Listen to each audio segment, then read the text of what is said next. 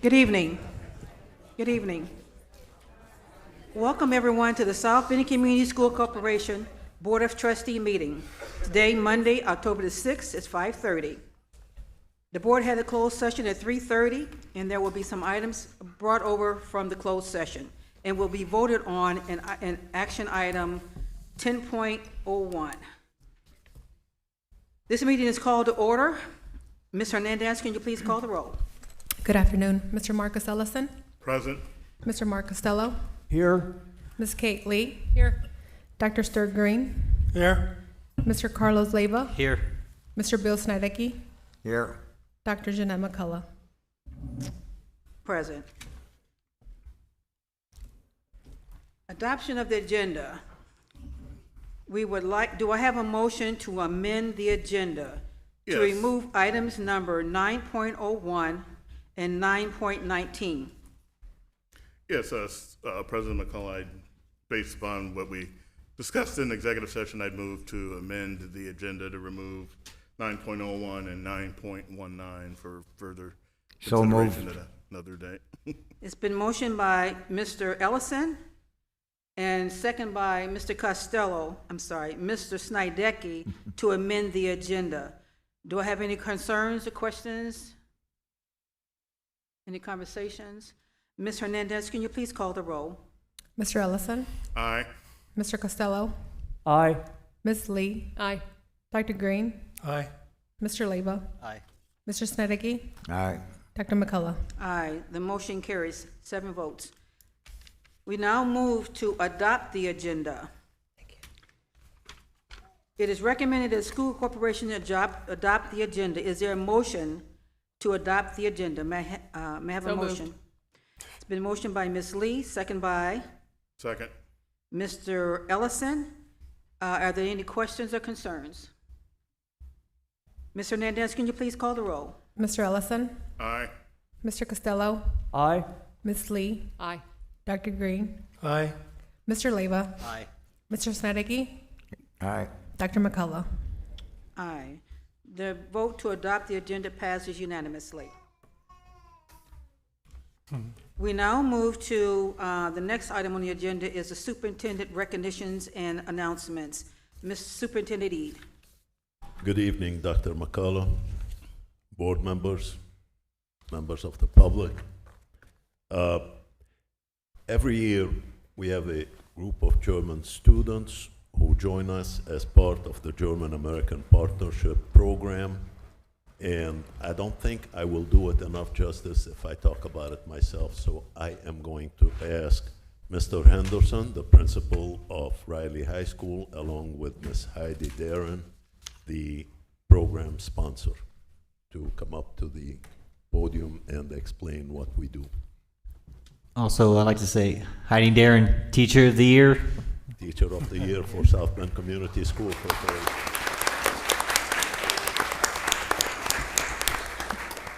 You want me to do the whole thing? Okay.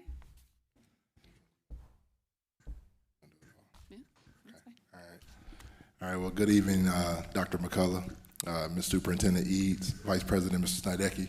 Again, we just want to thank you all for allowing us this opportunity. As long as I've been at Riley, and I'm in my 9th year, we've been doing the GAP, German-American Partnership Program.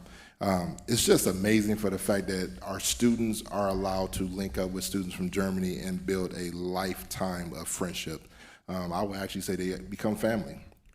This past year, I was able to host a student from Germany for the entire year, and it branched off of having this relationship with our students from Germany. So it's exciting. But Ms. Darren is going to speak a little bit more about the program, and we are excited that we can continue on with this tradition, and we want to continue to move forward with it. Ms. Darren. Thank you.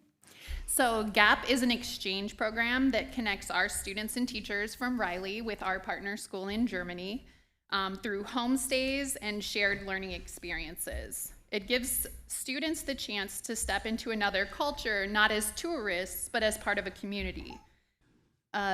Our German students have spent the last 3 weeks as part of our Wildcat community living with our American families. Next June, 13 of our students and 2 teachers will be making the exchange trip to stay with our German hosts for 3 weeks experiencing firsthand that even though we live a world apart, we have a lot in common. In today's world, where global awareness and cross-cultural understanding are more important than ever, GAP helps our students build empathy, communication skills, confidence, and connections that last a lifetime. It's a meaningful, often life-changing way to bring international education directly into our district and to prepare our young people to succeed and lead in a connected world. Thank you. Thank you. Thank you.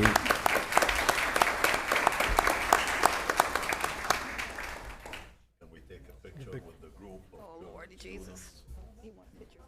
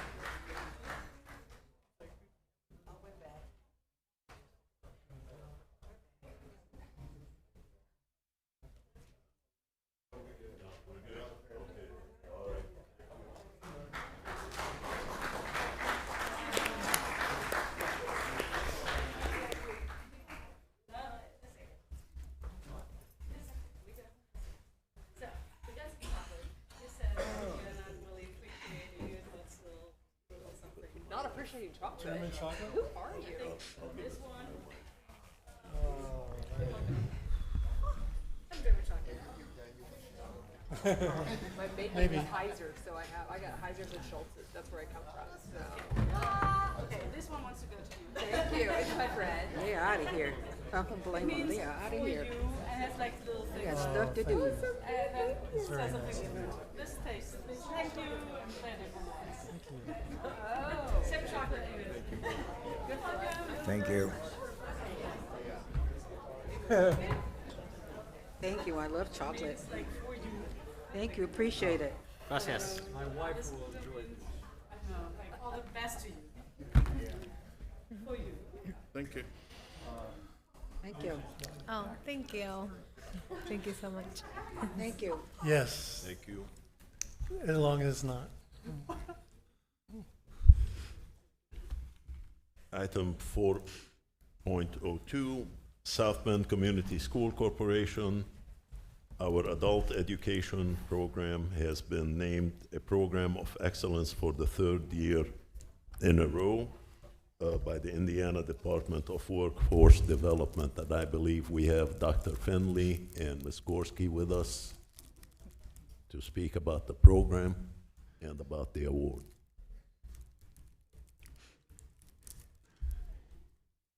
Good evening, Dr. McCullough, trustees.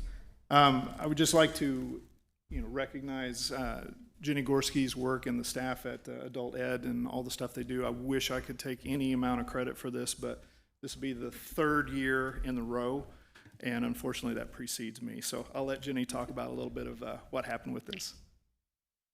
Thank you again for celebrating with us tonight for the Program of Excellence Award. South Bend Adult Education has met almost all their goals last year, and that's what this comes from. The State of Indiana DWD, Department of Workforce Development, creates goals for us to meet, and if you meet, I think there's 3 we have to meet and 2 out of 4, so a total of 5 goals. To go over some of those, we'll highlight our program, which is why the goals are exciting, because it makes it easy to tell people what we're doing in our program.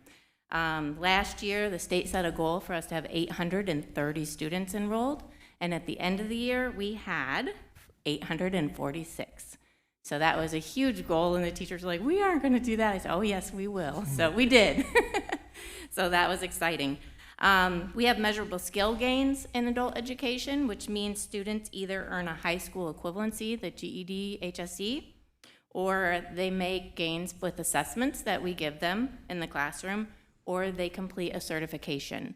And last year, the goal for us was 69% of our students, and we ended up with 73% of our students making a measurable skill gains, which Indiana is the #1 in the United States for adult education measurable skill gains. So, and that's on top of big states. So, I mean, it's just exciting what we do and the goals they set for us, and that's how we get to that point.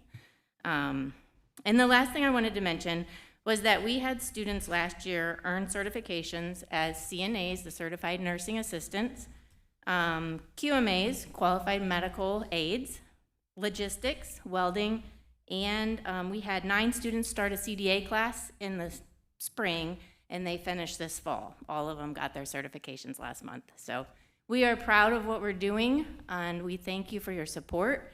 And I am grateful for the school corporation because we had some problems with our grants this summer, as I know a lot of people did. And when I went to the South Bend School Corporation and asked for a little support until we knew more information, they said yes to everything I asked for. And I appreciate that. And that showed us that you guys care about us, you're working for us, and it allowed us to move forward without having to stop, which a lot of adult education programs did. There were some in the state that actually let a lot of people go, and we did not have to do that, and it all worked out okay. So we just appreciate you saying yes, even though it worked out fine, but it allowed us to continue our program without any flaws. So we appreciate what you do for us, and thank you. Thank you.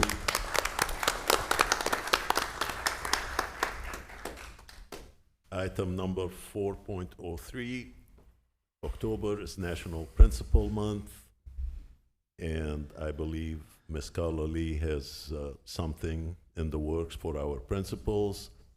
Item 4.04, National Custodian Appreciation Day was last week, October 2nd, and the last announcement or recognition is National Service Food Service Week, October 5th through the 11th. That's all for the superintendent's announcements and recognitions. Thank you, Superintendent Eade. We now have the opportunity to hear from visitors under action items 9.01 all the way through 9.19. At regular meetings, the public is invited to address the board for 3 minutes regarding action agenda items. Visitors wishing to address the board on action agenda items must sign the registration sheet prior to the meetings and state the action agenda items which they will address. Individuals may only speak once during this section of the agenda. Speakers shall properly identify themselves after they approach the podium by stating their name and address for the record. Personal issues are not to be addressed during open sessions of the school board. The board president may interrupt, warn, or terminate a person's statement if the statement becomes personally directed, abusive, or obscene. Secretary Lever, do we have anyone signed up to speak? Yes, 9.02, we have Kimberly Reese. Yep, you can come up.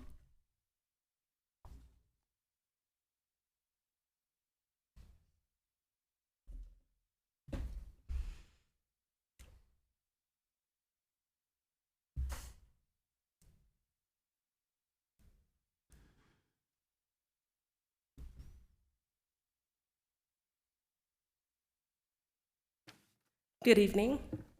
Good evening. Thank you to the superintendent and also to you, Dr. McCullough, and the other trustees. We are speaking to you today on behalf of Beacon Health System. My name is Kimberly Green Reeves. Our address is 710 North Niles Avenue in South Bend. The reason for coming to you this morning is because we provided to you a curriculum to teach to students in grades 6th, 7th, and 8th. This is to continue our sexual health education program. And we know that there are new sexuality codes, and we want to ensure that we've done our due diligence to review the curriculum and made updates to meet those expectations, and we wanted to be able to provide an opportunity for you all to answer any question or ask any questions that you all may have, and then as well so that we can answer those questions. I would like to just offer that we've been in the schools for over 20 plus years teaching this curriculum, and we think it's very important. We focus on prevention and want to ensure that our students still have that opportunity to learn. Thank you. Mhm.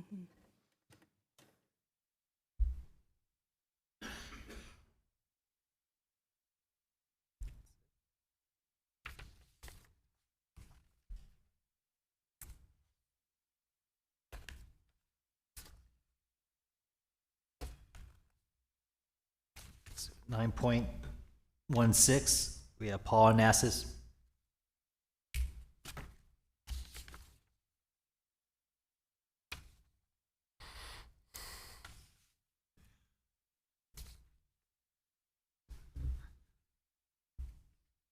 Hello again, everybody. Paul Onassis, 51680 Orange Road. Using my First Amendment right, what I say should not be held against me, my family, or my coworkers. So I'm talking about the action item 9.16, which is the approval of the contract with Team Care for new medical and prescription. And I would like to express some concern regarding the proposed contract. First, I did not see a PDF or any supporting documentation attached to the item for us to review. If the contract is approved this evening, it appears that only one organized body, which I believe was a teachers union, had access to the information. And then to my knowledge, none of the other bargaining units were, any of the other bargaining units or employee groups had received any information or any explanation about the plan. How it's unable to, how it is unable to determine what specific medical coverage options are being proposed for South Bend School employees. However, I did find that Team Care uses Caremark, I believe, for their prescription benefit program. And this raises concern because the previous outsource provider also used Caremark. And at that time, there was numerous employee complaints regarding prescription coverage, availability, and customer service. So unless, sorry, I lost my place. Unless there have been significant improvements or changes since then, this could present similar issues for staff. I believe the corporation and all employee groups deserve to review the full detail of this proposal before its finalization. At minimal, transparency above coverage, costs, and potential changes for the current plan should be provided to all affected staff members, not just one group. And I request the information be shared district-wide before any contract is executed. And basically, I do understand that. The insurance, from what we're understanding, is going up year to year, and so we need to find a better cost-effective way. But it would be nice to have everybody included in on this, and so everybody has an idea. And like I say, there was no PDF, so there was nothing that we could review to see what was even being offered to us. So that's it. Thank you. Was anything offered to them to see? All unions were invited to a presentation where we had our current insurance provider and Team Care present at the same time. Actually, Mr. Dowell is sitting back there. He represents the Teamsters. He was here. The lady representing AFSCME was here. The NEA was here along with Mr. Washington. We had all the unions representing South Bend. Okay. Thank you. Thank you. Anyone else? That's it. Okay, thank you. We now move to the hearing of visitors on other items. We now have the opportunity to hear from visitors on other items. At regular meetings, the public is invited to address the board for 3 minutes regarding items not posted on the agenda. Individuals may only speak once during this section of the agenda. Speakers shall properly identify themselves after they approach the podium by stating their name and address for the record. Personnel issues are not to be addressed during this open session of the school board. The board president may interrupt, warn, or terminate a person's statement if the statement becomes personally directive, abusive, or obscene. Yes, thank you. Welcome. Thank you. Sue Kessel for 22 Kennedy Drive. I wanted to say I just love driving past the school and seeing a sign that says it's great to read 20 minutes a day. Of course, I hope that they can read it, but yeah, it was great to see that reminder of reading 20 minutes a day. So I was so glad to see that. I took the time to go to the PTO meeting at Marshall. Oh my gosh, talk about a wonderful group. I mean, amazing. They're well organized, both in their activities and their fundraising. They had a Zoom for those who were, parents can't always make it to a meeting, so they had Zoom for those who couldn't be there. They kept it to 1 hour, respecting everybody's time. All the slides were organized, and they had the amounts and what the activities were. And what struck me is their fundraising was not only effective, but it was fun at the same time. They had a lot of gamification of their fundraising and their activities. So what I'd like to say about that is they are so exceptional, in my opinion. It would be great for them to do a training video for other PTOs on how to organize, how to fundraise, how to plan, how to get that kind of involvement, because they were just wonderful. It was one of those success leaves clues and very successful.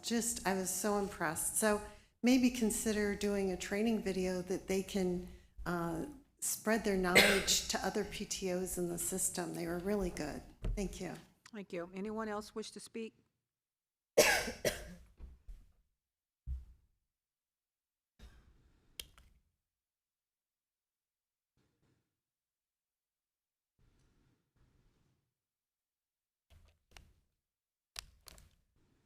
Hi, my name is Lexiana Casper, 1134 Fremont Street. I am here today in regards to an incident that had happened, and it's a huge problem that has been happening since school has started in regards to SNAP children that go to McKinley Elementary School. It's the transportation has been a very big issue.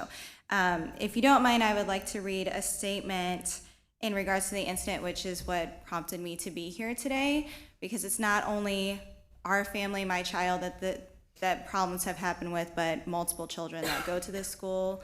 They're preschool age children. So to start, the last we have been told, my son, Miles Casper, his drop-off time at his daycare is around 3:20 p.m. At this moment in time, we were not exactly sure because we have been told on many different occasions of his drop-off time changing. My husband actually had gotten off of work on Monday at 3:30 p.m. and went straight to his daycare to pick him up. He was not yet dropped off, so he waited in his truck. Knowing that they are consistently late dropping my son off, we tend to wait about 40 minutes from the time he gets out of school before calling dispatch and seeing where he is at. That being said, my husband texted me at 4:11 p.m. to tell me that he is still not there. We gave them another 10 minutes and then I called dispatch. So at this point, he was an hour late from the time that we expected him to be dropped off. Again, we felt that we were originally giving them some grace as we are consistently being told that they are short on drivers and Miles is consistently late. So I called dispatch, and who I spoke with gets a hold of the driver, and he tells her to let me know that he is 5 to 10 minutes away from his daycare. She asks me what his bus number is, and I have to tell her that I don't know because he is on an open route, and they never have the same bus for him in the afternoon times. This much time passes as he is still not there. We are very worried about this point, but I think, okay, maybe the driver did not account to the 30 time. seconds. So basically, he ends up being 2 hours late, being dropped back off. We are told on multiple accounts that he's so many minutes away, and he is not. Turns out that it's a very huge communication problem. As parents, we are not being told what is going on, where our driver's at the moment. And then I have to call consistently to ask where my son is at. 3 minutes are up. Thank you. Thank you. Anyone else wish to speak?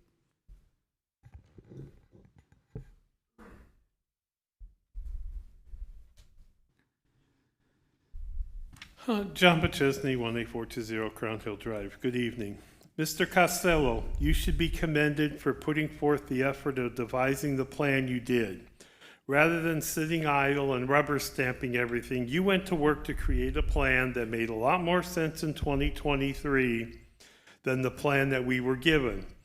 I told the company at the time that the right sizing plan and the information and numbers did not add up. Well, we found out it was true. It was clear that where you came from, you were provided with the opportunity to present it to the public. It sounded great, it sounded right. Unfortunately, it was the wrong time. Superintendent Eade, your replies to the comments and questions from the public at the town hall meetings was refreshing. You had a reply to everyone's question or concern, which shows you know the many aspects of your job, and it was so nice to hear good, solid answers and not, "I will get back to you." To the board members, can we please pause any idea of changing any school grade structure until the 27-28 school year? Parent, teachers, and public are tired of the uncertainty and what may change next. Please take a pause. We had the lowest student loss number in years. Let's see what happens in the next school year. Now all we need to do is really monitor the buildings near the 50% threshold and act accordingly with those buildings, not every building, causing disruption. Superintendent Eade, you and I both heard we need more parental involvement at the town hall meetings. It resonated at each one. How do we increase parental involvement? With that in mind, I'm giving you a suggestion to contemplate. A task force of 7 to 9 people, no administration nor board members, to talk and seek out why parents are not involved, talk to other PTOs at other schools, and how they got parents involved. Give them a time frame, say, of 6 months or so, and come back with a full report. And let's see if this could be the start of building something better in parental involvement. Thank you. Thank you. Anyone else wish to speak?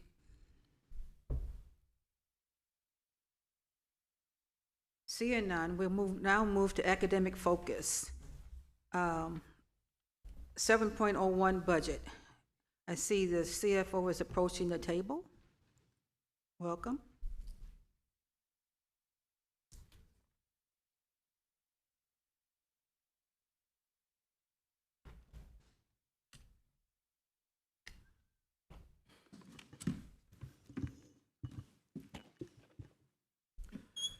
Thank you, Dr. McCullough, President of the Board, and everyone else at the board tonight.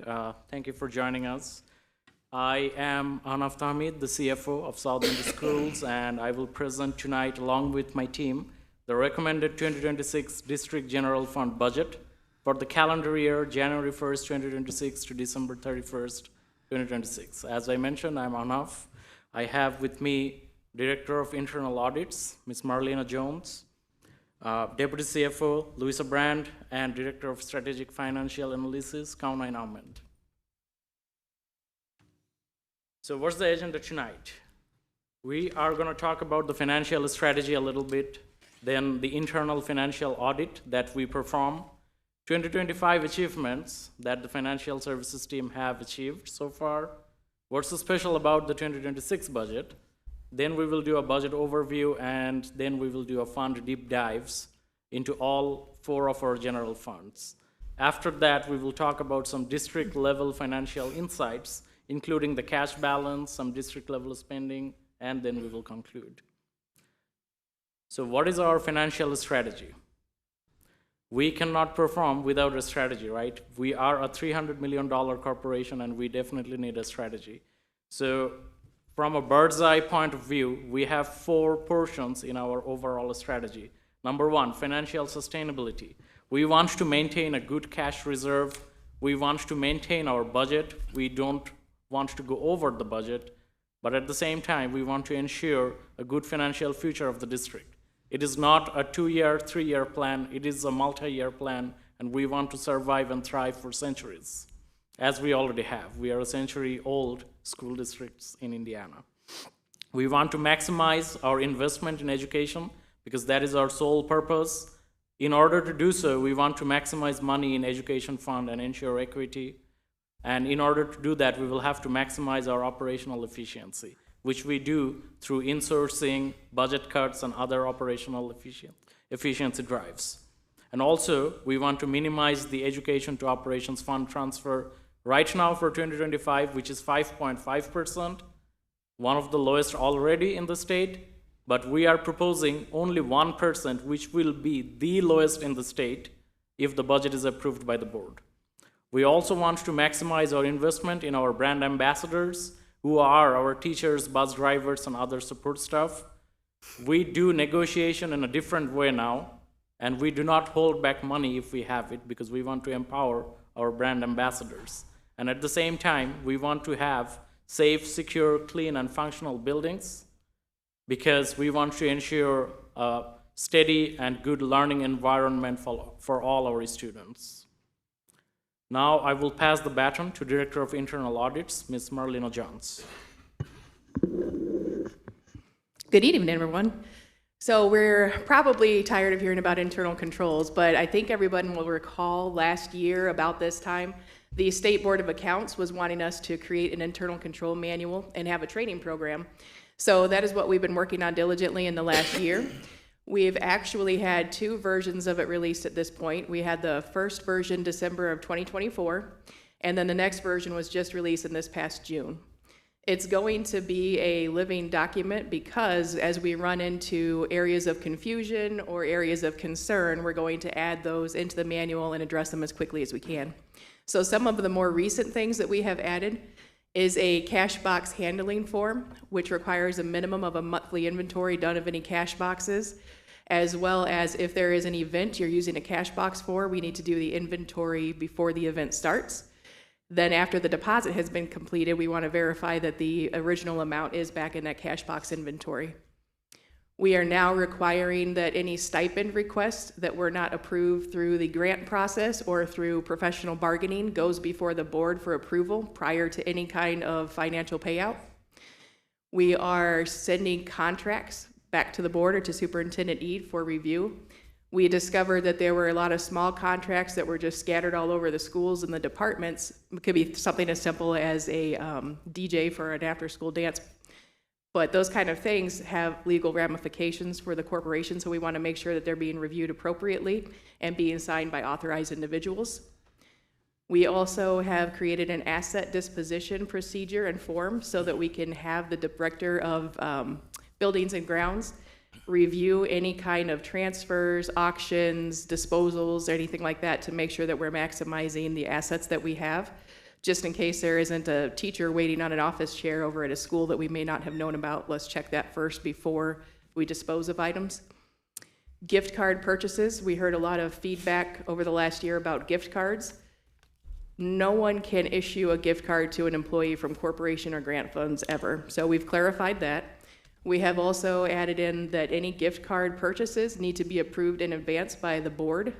And then once those are approved, we have to utilize a tracking form for each of them that shows us the amount that was purchased, the vendor, and then tracks which student it went to, and then has an employee's signature there.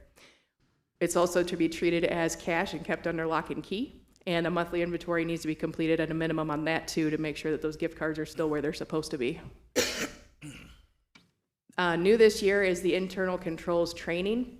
We had 3 in-person trainings over the summer. And for anyone who is not able to attend those trainings, we are now actually going through the self-led portion. Middle of September, I think everybody probably received it on the board, but middle of September, we sent out a notice to everyone letting them know it was a mandatory training, giving them the resources to review, and the requirement that they complete the signature form and then send it back to me. So far we have about a quarter of our employees that have that form completed at this point. And we're going to, actually today, the reminder just went out, so I expect that we're going to have a lot more come in after that. And then for anyone who doesn't have it completed by the October 15th deadline, we're going to follow up with their supervisors and get the forms completed, get the training completed. We do want to point out that internal controls are not meant to be punitive. They are there to help us all. They keep us honest. They keep the taxpayers trusting us. They help us improve across the board with communication and just making sure everybody is on the right page. So we do want to make that very clear to people. It's not anything against any particular person. Also this summer, we completed our first capital asset summary in probably 2 decades or more. The assets that we had on hand before, the asset list we had on before was like a binder that's this big and this tall that you would have to flip through to try to figure out where everything was, which obviously is not ideal. So we actually contracted a small company to come out and do a physical asset inventory of anything valued at $5,000 or more. And within that inventory was listing the location, so telling us which school it was at and then which classroom it was in or which cafeteria or wherever it might be. From that, they also did a valuation to estimate what the original cost was of those items and then what the depreciated amount is after straight line depreciation is considered. So right now, we're looking at about $75 million in assets. But if something were to happen catastrophic and all of our buildings and items were gone, it would cost us about $1 billion to actually obtain all of those items again because we had to factor in that depreciation. We also had them affix labels or barcodes to anything valued at $5,000 or more. Those are numbered, but with the barcode system, if we decided in the future that we want to go to some kind of an inventory software where they could scan it, we're going to be set up to do that. We have implemented our purchasing process flow, which is asking people to verify what type of items they are purchasing and then what the amount is. And then based on that, it's trickling down here to tell you what kind of process you need to complete. It has been instituted for about a year now, and we gave people a little bit of leeway just to kind of learn what we needed from them. And we actually got a lot of really good questions out of this. And one of the nice things is we've had people reaching out to us now saying, hey, are we allowed to purchase this or are we allowed to use funds for this? And we can give them advice in advance, whereas before they probably weren't going to ask. So we really like to see that. We do want to remind everyone that the South Bend schools are a highly audited and regulated entity, just like any other Indiana school corporation. We have to provide monthly or yearly reports or even quarterly reports to many different agencies, and we are actually in good standing with those agencies because we do provide our reporting. We are still going through our 2022-2023 audits. From what I understand, we're very close to being done, which is great. I do want to say, though, it's been really nice having the auditors here for so long because as I've been working on the internal control manual, if I come up with something, some kind of a question I may not know the answer to, they are super helpful with giving me answers or pointing me in the right direction. So I've actually really appreciated them being here for that. And that's it for me. This is Lou Brand. Okay, hello everyone. I'm really proud to share what the finance team has accomplished during year 2025. And these are numbers that you are going to hear throughout this presentation. Actually, Anaf has already shared a couple of these numbers.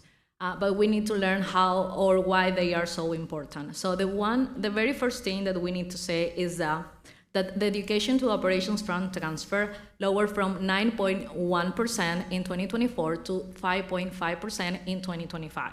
That meant that there were more $4 million that were directly to the education fund.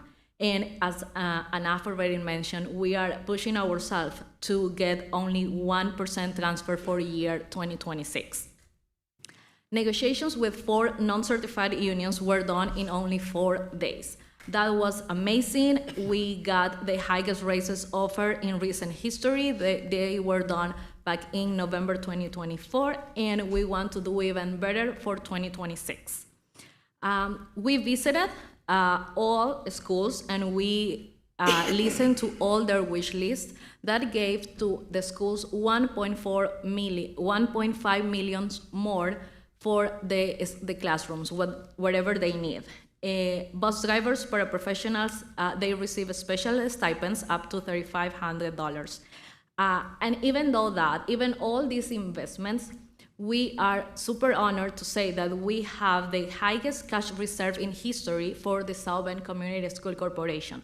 That means that by the end of August 2025, we got $119 million versus $102 million back in August 2024. But more than numbers, what really matters is that we are rebuilding trust within our school, our staff, and our community.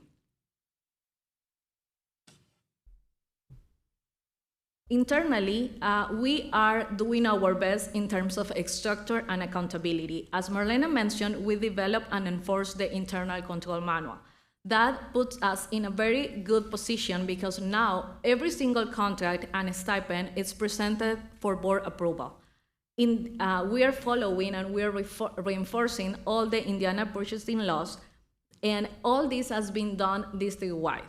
Also, we had the capital asset inventory project. This was done, fulfilled, and it was the first time in decades. We also terminated the SSC contract effective on June 30th, 2025, saving between $3 and $5 million annually. Finance and operation team, we have done around 10 academic-focused presentations during the year 2025. We are also continue improving our finance webpage on the SBCSC website. We put in there amazing information, all our presentations, and we also include all our commonly used forms.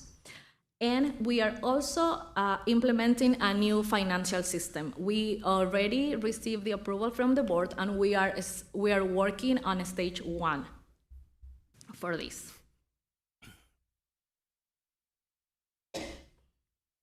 So, what's special about 2026? Okay, so we all know that this is a very special year because it's a year of transition and opportunity. On the positive side, as I mentioned already, we are bringing facilities management in-house, which means around $4.5 million in potential savings. But we are also entering a new era of transparency and public trust. As we mentioned already, we bring to the board every single contract. It doesn't matter what the amount is, but also we bring all the stipends. They are listed, and the board has the chance to take a look before they are approved. This also gives us the chance to have better expenditure control over every single penny that is spent in South Bend School Corporation. We, of course, think that there is going to be a modest increase in property tax revenues and the state tuition support. We also maintain our very healthy cash reserve, as I mentioned before, highest in history of South Bend School. And we are also planning on having a potential savings between $6 and $7 million for medical insurance. On the negative side, of course, this is the first year of impact for Senate Bill 1. And even though we really don't understand as of right now how this is going to impact the school corporation, we truly believe that this is the opportunity for us to do incredible new things. Also, the student loss, even though it seems to be the lowest in recent years, it's also a negative impact. This is always going to be a negative impact. All of that positions us for incredible opportunity in 2026. This is a year to maximize investment in education, to empower our employees, address teacher and bus drivers shortage, and improve retention. We want SBCSC to be the top employer in our region, attracting and keeping the best talent. And soon you will know why. When we invest in our people, we directly improve our classrooms, our students, and our community as a whole.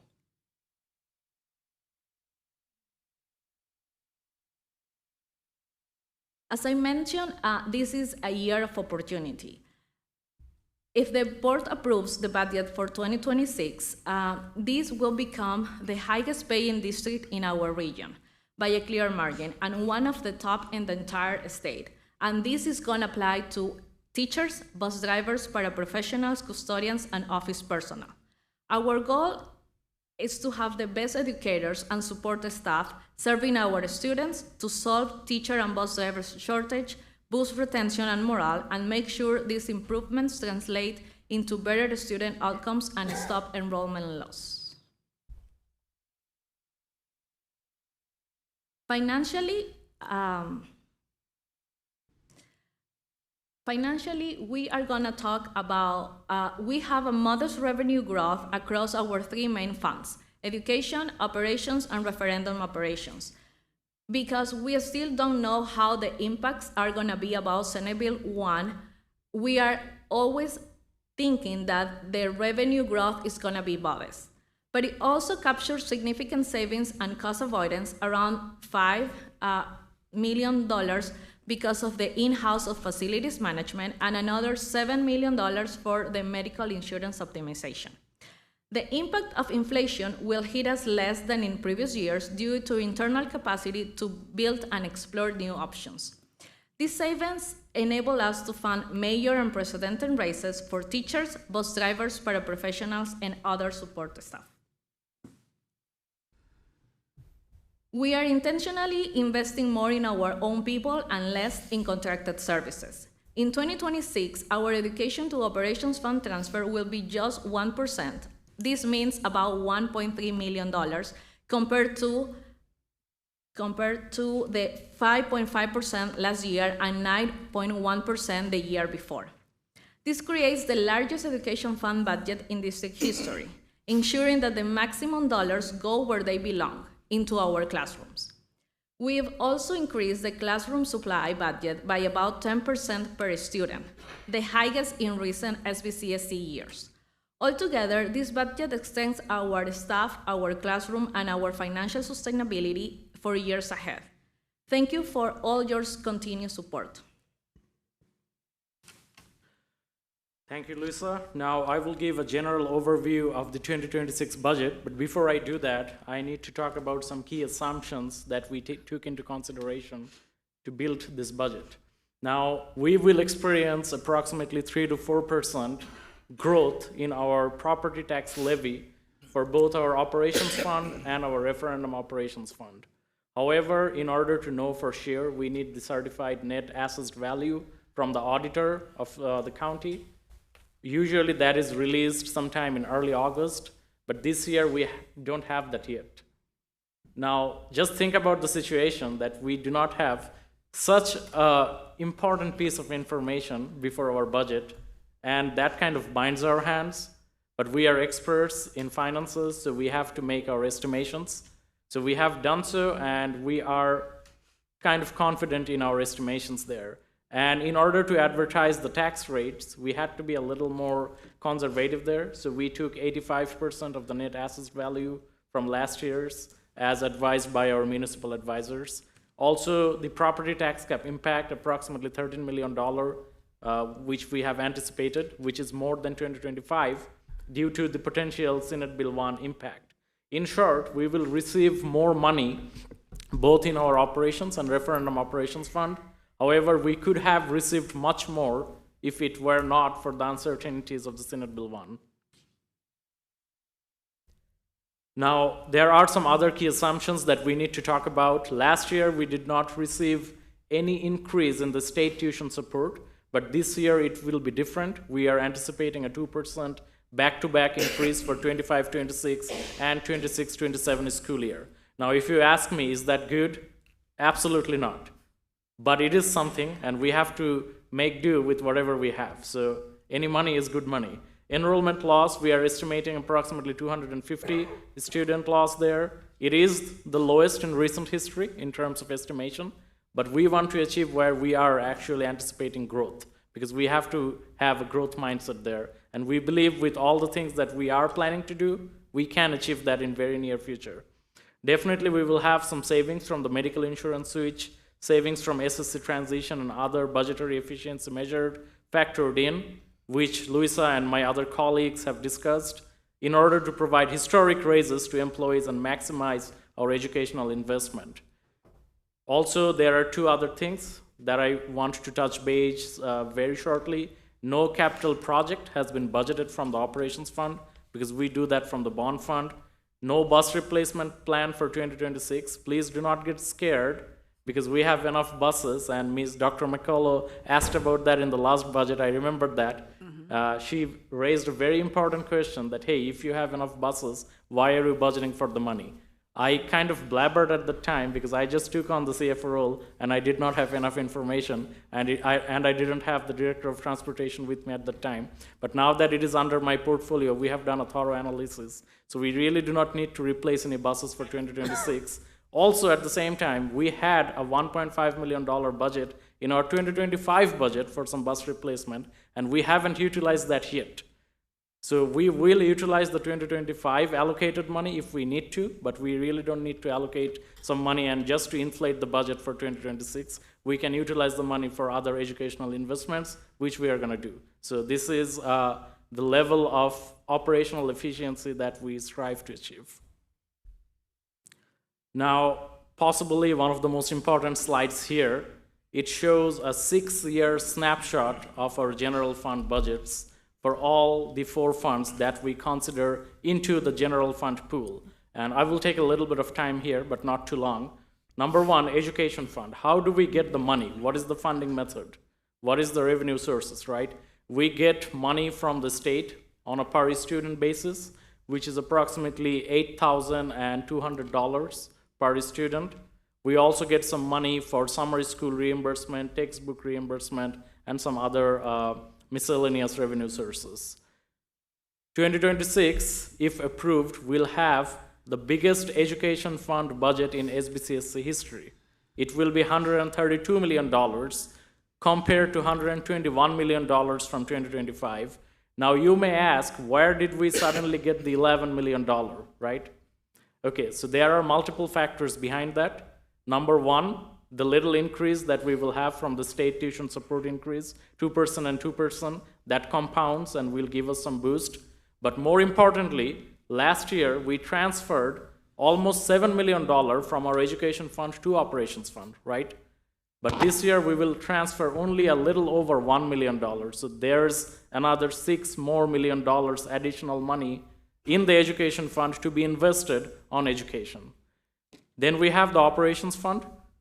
We rely mostly on the St. Joseph County property taxes. There are other miscellaneous taxes like commercial vehicle, financial institute, license excise. We also have a good cash reserve, which we bragged about quite a bit, right? We get interest revenue from that, which we deposit into our operations fund. And also we transfer some money from education to operation, even though that will be the lowest in history this year, but still that will offer some revenue for the operations fund. Last year it was around $45 million. This year it's about $47 million, which is a general and very common increase year to year if you look at the trends. Referendum operations, as we know, we have an 8-year referendum. 2026 is the 6th year of this referendum. Then we have 2027 and 2028. So 2026, we are anticipating to receive approximately $32.5 million with the tax rate that was approved by the taxpayers. We have debt service fund. We get some additional property tax revenue in order to pay off our debts, which we raise to incur our capital expenditures. It will be almost the same. It is a little inflated though because we are issuing 3 new GEO bonds. So just for safety, we bumped up the numbers a little bit. However, in reality, we anticipate the actual expenditure will be much less. But no worries, we have not increased the tax rates or anything there. We are operating within the tax rates and not increasing that for our taxpayers. If we take a more in-depth look into our education fund year to year from 2020 to 2026, as I mentioned, we are anticipating around 250 students loss there, enrollment loss. So in other words, even though we are having more money in our education fund, we could have received approximately $2 million more if we did not lose any students there. If you take a look into the bars, you can see there is a yellow portion there, right? So that yellow portion used to be the transfer from education to operations. In 2020, that was almost $18 million. And 6 years from now it is 2026, we are only going to transfer $1.2 million because we have been lowering down the transfers gradually. It was 15%, it was 9% in 2024, then I slashed it down to 5.5% last year, and now it is only 1%. It is almost zero, but not zero. We will strive to make it zero because that will be the ultimate ideal case where we are leaving all the money that we can get into our education fund. And also there's a orange portion there. It was there till 2024. That was the money that we used to transfer to our empowerment zone. The zone is there no more, so we operate under the same bucket now. I will not spend a lot of time here because we already talked about our referendum fund and referendum operations fund. Same thing here. We don't owe any money to the empowerment zone because we operate under the same umbrella. The property tax cap impact has increased in 2026 due to the circuit breaker impact and also potential impact from Senate Bill 1. Last year we anticipated much higher, but this year we tried to be a little more realistic, but even after that it is more than last year because of potential Senate bill impacts. In terms of proportion, we are proposing a $212 million general fund budget. 62% is from education fund, 22% operations, and 15% from referendum operations. The proportion that I just talked here has not changed significantly over the years, but a little bit because in 2024, education fund used to be 58% of the total general fund budget. In 2025, that was 61, and in 2026, that is 62, and the increase has happened because we are lowering down the transfer from education to operations, leaving more money in the education fund. So same thing, but from different perspectives, which establishes that we are very much committed in terms of leaving the most money for our education fund. Now, this is my favorite slide, and I might spend a little time here because this gives a very good snapshot of our 2025 budget versus 2026 budget in terms of expenditure categories, starting with certified salaries. In 2025, we had around $75 million budgeted for certified salaries, but in 2026, that will be more than $82 million, a historic increase of more than 10%. If the board approves, we will be utilizing that money to offer unprecedented raises to our teachers. I cannot share much details at this point because currently we are negotiating with them, but I plan to share very good news with all of you very, very soon. Non-certified salary, it was around $30 million last year. Now it is $49 million. Definitely, we are also going to offer raises to all our non-certified employees, but it has increased quite a more because we now have all the custodian employees into our payroll now. So that's why the increase is a little odd there, but it is not truly odd. Medical insurance, we are anticipating decrease there for the first time in history. If we stay with our current provider, it will increase by $3.3 million because our actuarial studies have indicated it will increase by 13.3% if we stay with our current vendor. And that is why we are proposing that we switch our medical insurance provider. We are saving the money and we are not going to spend that on contracted services. Rather, we will give it back to our employees.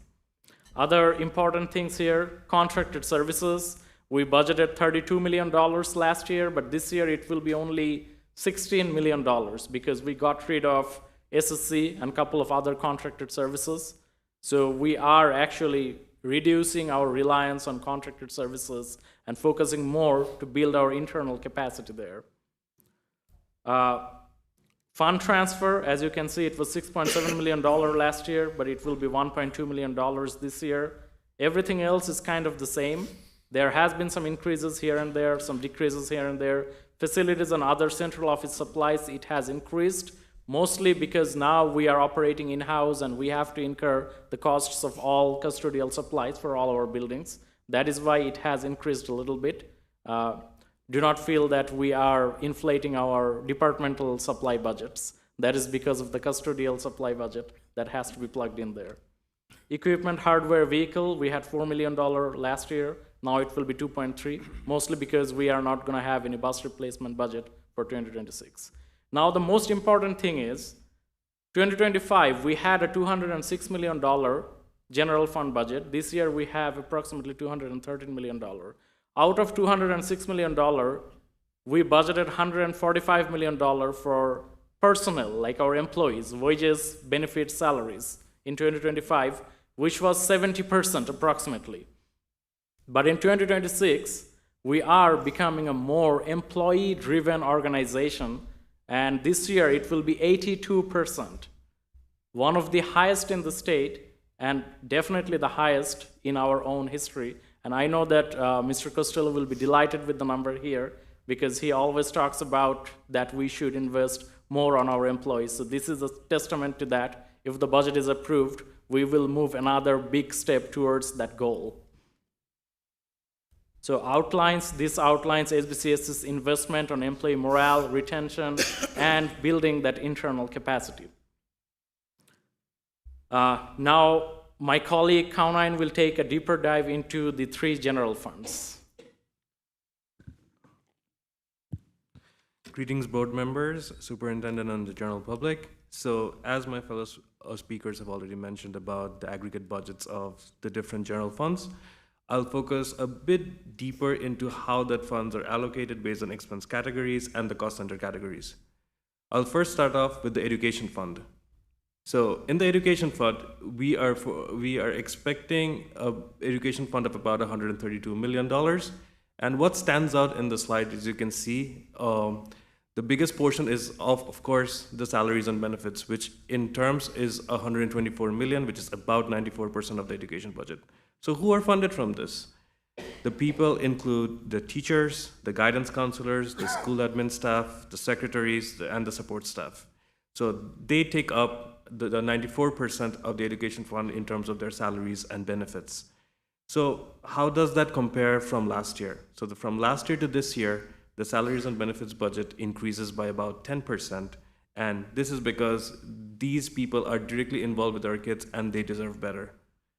So other than the salaries and benefits, we also have the textbook adoptions, the school curriculum supplies, the pay for any substitute teachers, and other miscellaneous educational expenses that takes up the $8 million portion of the education fund.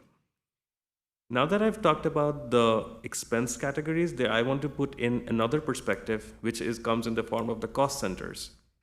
So based on the order on which we have allocated the money, the elementary schools get the biggest portion of the education fund, followed by the high schools, the middle schools, the instructional central departments, and other central departments possess a small portion of the education budget.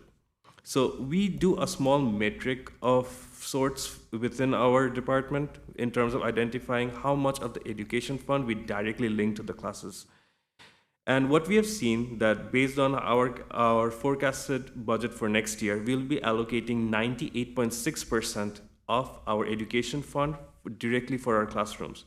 This is a 0.6% increase from what we had since 2025. Similar to this metric, we have another metric. This is a state metric that we have to comply to, which is the teacher compensation state requirement. This has been adopted from 23-24, where Indiana school districts were required to spend at least 62% of their state tuition support on direct salaries and benefits for only teachers. In that metric, we are spending about 64.3% of that for the teacher salaries. This is a 1.3% increase from what we had from 2025 if we adopt the budget accordingly. Next up is what we are going to move into the operations fund.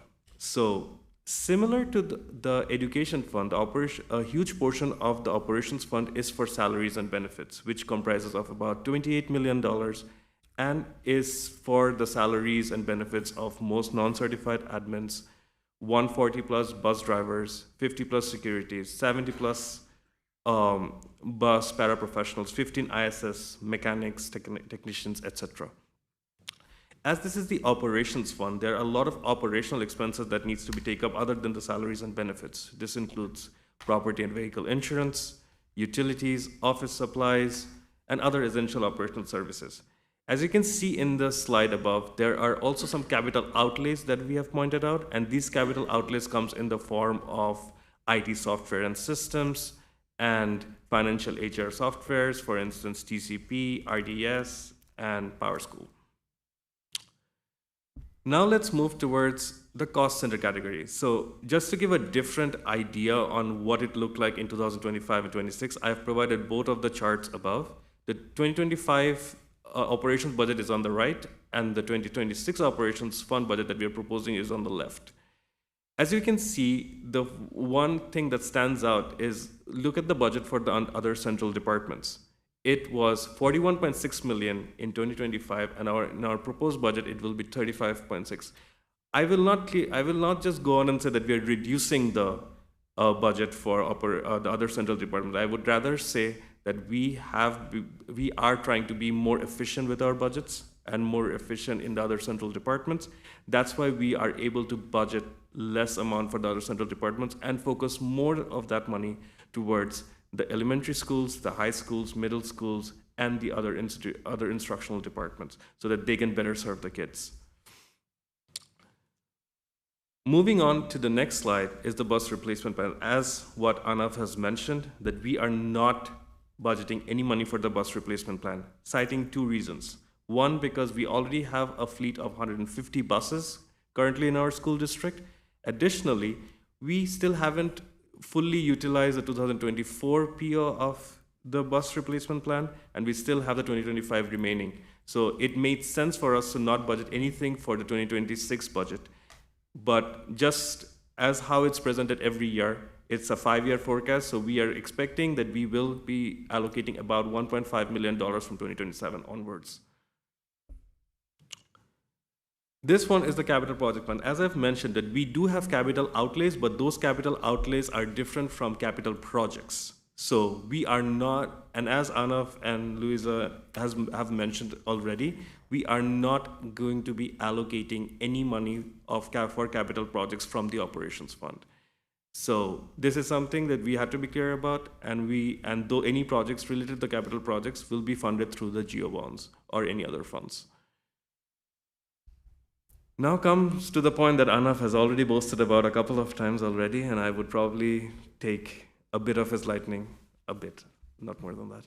So in 2025, we were already one of the lowest, we were taking one of the lowest transfer from the education to the operations fund.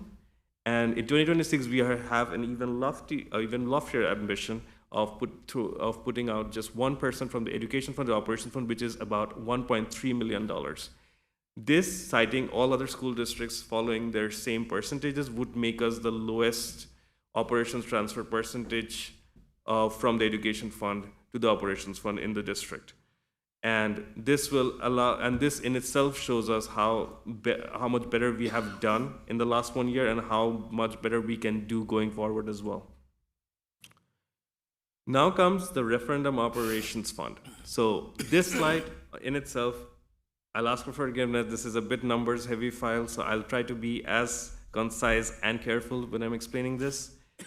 The blue line is essentially the referendum operations budget that we are expected to receive in the year of 2026. And the red bar chart represents the tax cap impact. The tax cap impact is because of the Senate Bill 1 impact and the circuit breaker impact. So even though we were expected to receive $32 million from the referendum operations, but because of a revenue loss of $13 million, our net gain from the referendum operations is essentially $19 million. I'm not going to spend much time here. I'm going to show the expense categories that's involved in the referendum operations. This includes, very similar to the other funds, the salary and benefits, but this one is essentially all the ones that we have moved from contracted services to the salaries of custodian services. So they're getting paid out of the referendum operations. Then we have certain positions of schools that are funded through the referendum operations funds, which includes preschool teachers, social workers, and some digital integration specialists. There are also some services that we fund through the referendum operations, which includes the nursing contract, some repairs and maintenance, and upkeep of school safety equipment. Then comes some capital outlays, which is safety and security equipment, plus essential parts and equipments for school operations, and finally some supplies that are also purchased from the Referendum Operations Fund. In another perspective of the referendum operations, as you can see in the chart, we did a cost center category comparison as well. So this one is a lot different from the other ones because as you can see in the 2025 budget, which is on the right, we allocated a lot of money for the other central departments. This was because SSC was a contracted service and that was funded and tagged under the other central departments. But now, given we have taken in all of the custodian staff, they have been allocated to each school so that we can monitor their operations in the schools in a better way. So that's why you can see that the chart in 2026 on the left, the other central department slice has reduced, but the portion of elementary schools, middle schools, instructional central department, high school has increased because those custodian staffs are tagged under those schools and those school levels. So additionally, the one thing that I would like to add in the referendum operations, we have also increased the budget for safety and security funding, and which has been doubled from what it was last year to this year. So we are trying to make sure that our schools are more safer. Finally, this chart represents all our three funds and how does that outlook look like for each cost center. So overall, as you can see, in the elementary schools, we have increased our budgets. For high schools, we have increased. For middle school, instructional central departments, and in safety and security, we have increased our potential budget for next year, and we have reduced the budget for our other central department. As I've mentioned, this is because we are trying to be as transparent and accountable with our funds in the other central departments, and we are trying to make sure that we achieve operational efficiency, and that is the outcome of that. So overall, this ensures that we have a strong growth in school level funding, we have added support for instructional departments, and also we improve our safety and security. Next up. Enough, you have the floor again. Thank you, Carmine, for the deep dive into our education operations and referendum operations fund. Now I will go into the borrowing fund of debt service fund. As I have already talked about, debt payments for 2026 will be quite similar to 2025 or 2024, as we will be paying off some debts. At the same time, we will be issuing more debts to keep on the flow for our capital projects. Now, the debts that we have can take into various forms, including common school loan, which we utilize to buy Chromebooks or other IT equipment directly for the kids. We have geo bonds, lease bonds to perform our capital project needs, construction work, and everything else. So we are anticipating in 2026 that we will be paying approximately $23.7 million for principal and interest for the existing and anticipated debts. It will not increase the tax rate for our taxpayers. Now, I often get some opinion that, hey, SBCSC has a lot of debts. We are broke. SBCSC makes millions of dollars debt payments each year. Why don't we utilize the money someplace else? Now, it does not work that way. As we have debts, that is why we get a money from the property tax revenue. If we did not have any debts, we would not receive the money from the property tax revenue, right? And we are not debt. I believe a lot of people here have mortgages or auto loans, right? But we pay that off from our salaries, so we are not necessarily broke. I mean, that is how the American financial system works. Same thing for school districts. Now, there's another perception that, hey, we have too many debts. Is that really true? It is not true if we compare ourselves with our neighboring school districts. Now, school districts in Indiana can raise debts up to 2%, and that percentage is calculated by dividing the total outstanding bonds by 1/3 of the certified net assets value. I know that that is very complex, but let me assure you, we are way below that 2% margin. We are actually below 1%. So that means we are actually operating very well in terms of our debt capacity. And in future, if we need to pursue more debts, we can definitely do that. Now, coming back to the point again, why do we issue bonds or debts, right? In order to fulfill our capital project needs. We are a very large school district with a lot of old buildings and facilities, and we need approximately $250 million if we want to do a complete district-wide renovation. Now, we do not have the $250 million, right? That is why we must prioritize our needs to work on the capital projects which are most needed to ensure the bare minimum safe and secure learning environment for all our students, regardless of their race or the neighborhood or the side of the town. Now, SBCSC Finance and Facilities Management team has done an extensive analysis. They have visited all the schools. We have done a proper analysis, and we have prepared a plan for 2026 to 2028 for our capital projects, which we must perform to ensure our buildings and grounds are functional, again, for all students and employees, and that is regardless of any master facilities plan. Now, that is not going to be funded from our general fund, but I'm talking about that because those are kind of related. If we are not incurring any expenditure from our general fund for the capital projects, the question arises, where are you going to fund those from, right? From the bond funds, and that is why I'm presenting that for transparency and overall understanding, and also because we have 3 more action items tonight for the 3 bonds which we'll be issuing for 2026 capital projects. In short, we have proposed a $44 million plan for the next 3 years, and we will only be issuing the bonds that we need for 2026 this year, then we will do the same in 2027 and 2028. Now, in terms of project category, that $44 million is divided, as you can see here, and roof replacement is in the top, approximately $15 million. Then safety, security, camera, rekeying, fire panel, other necessary upgrades, another $7 million. Parking lot repairs, a lot of our parking lots are very bad in shape, and you know that when you visit the schools, right? So we had to allocate around $6 million there. HVAC, we need that very, very much in order to ensure a proper, safe environment for our kids, right? Septic removal, pool upgrades, bleacher upgrades, again, safety and security. All these are very much needed. We must perform, and those are not something that we are doing on a luxurious or extravagant way, because we need to do this bare minimum. And $44 million is the total anticipation for the next 3 years. Now, the same thing, if we divide it by schools, you can see Washington is at the top. So I know there are often considerations or opinion, why do not we invest on the west side? But that is actually not the case. We are investing the most on Washington here. However, I do not want to take neither any pride or any shame from the number here. Washington is at the top because the building is at the worst situation there. They need the money. If it was another building, we would have done the same thing.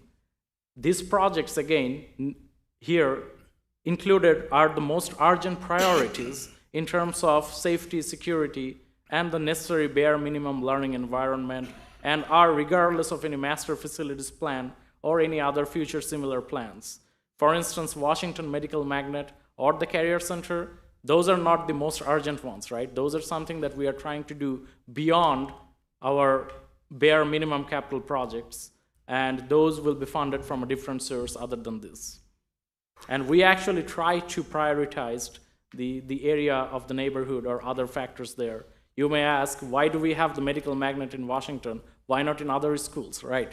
Because we wanted to empower and invest on the west side, that is why. And this is just a snapshot of the existing bonds that we have. As you can see on the rightmost column, a lot of blank spaces are there because we will be paying off those debts, but at the same time, we'll be issuing some new debts there to utilize the capacity that we will have released in order to, again, perform our most needed capital projects. Now, I will talk a little bit about our cash balance. Now, my colleagues and I have bragged about that a little bit, that we have $119 million cash reserve now, compared to the exact time from last year when we had $102 million. Now, we have done a lot of great things in this year, right? We have offered great stipends to our bus drivers, paraprofessionals, right, up to $3,500. We have allocated extra $1.5 million as classroom supplies to all the schools, right?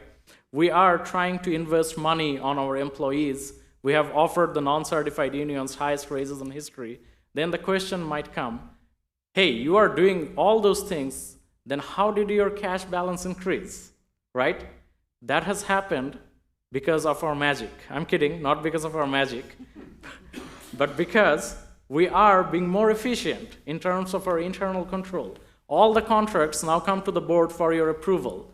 So the departments have acting very cautious now, and they're only doing the contracted services or the projects that are only and most needed, right? So that puts a check on our budget. We are being efficient in our internal controls. We are also submitting grant reimbursements on a very regular basis. And you can see that federal funds, 2024, same time, we had a negative $34 million budget because there were grant reimbursements that were pending. Now we only have $10 million negative balance, and that will always be there because grants operate on a reimbursement cycle. We spend the money first, then we ask for the money back. Now there are some money that we cannot recover from the previous years, approximately $11 million, which we will have to adjust from an accounting perspective, and we will do that. On October 20th, we will ask for the board's permission to do that through a separate resolution. But if you take a look into here, the situation has improved very, very well and significantly. It was a minus $34 million, and now it is only minus 10. So we have recovered $24 million from grant reimbursements. Our general fund cash reserve has also increased, and overall, that is a $119 million cash reserve, $17 million more from last year. Also, another thing that I would like to point out here, bond capital funds, you can see it was around $30 million last year. Now it is $22 million. You might be surprised that, hey, where is that $8 million? The $8 million has been spent on our buildings. It is not sitting in our bank anymore. We are actually trying to utilize the money that we already have from our bonds and capital funds because we are now performing all those capital expenditures. Okay. Now, all the money that we have out of that $119 million is not up for the grab, right? There are restricted portions of the cash balance and unrestricted portions of the cash balance, which I will talk in more depth in the next slide. But in snapshot, in 2024, we had $42 million of unrestricted cash balance, but that too has increased now. That is $68 million now, $16 million more than last year. So again, another question, debt versus deficit, not the same thing. We are definitely not in a deficit. We do a budget that is balanced. We earn the money and we spend the whole money. We are not for a profit organization, right? At the same time, we do not have a deficit because we have a very healthy cash reserve, but we do have debts there. And again, $119 million restrictions applicable is our current cash reserve, meaning the money that we have right now in our bank balance, right? So total cash balance, $119 million. If you take a look in the right side, restricted cash balance is $51 million, which comes from bond and construction funds, retirement of employees, insurance, debt service funds, etc. That leaves around $68 million of unrestricted cash reserve. Why do we need such a large cash reserve, you may ask, right? Why are we not investing that money all of a sudden, right? We need that money for potential issues like emergencies, shutdowns, which is a very popular word now, right? Shutdown, because we are anticipating one. What will happen if there is a true shutdown? What happens if we do not get our state tuition support or property tax revenues suddenly, right? Then we will have to operate on our own. And even though there is no set state regulation to dictate us how much cash balance we should have, however, the professionals in our field recommend that we have approximately 2 to 3 months of unrestricted cash reserve. And right now we have 2.5 months of unrestricted cash reserve. Last year at the same time when I presented the budget, it was 1.5 months, but now we have 2.5 months. So we are in a better and more secure position financially at this point. Credit rating. I do not want to brag about our credit rating a lot. We have a AA+ credit rating, but that is kind of common in government organizations. So in other words, if you have a AA credit rating, good job. If you don't have a AA credit rating, then we might have to get scared but we are in a good financial standing right now in terms of our debt payments, our obligation to our vendors, and everything else. So I do not foresee any potential reasons to get afraid. We are in a good standing here with an excellent credit rating. Some district level spending, and this is one of my favorite slides. It also offers possibly a 7-year snapshot. Yeah, a 7-year snapshot.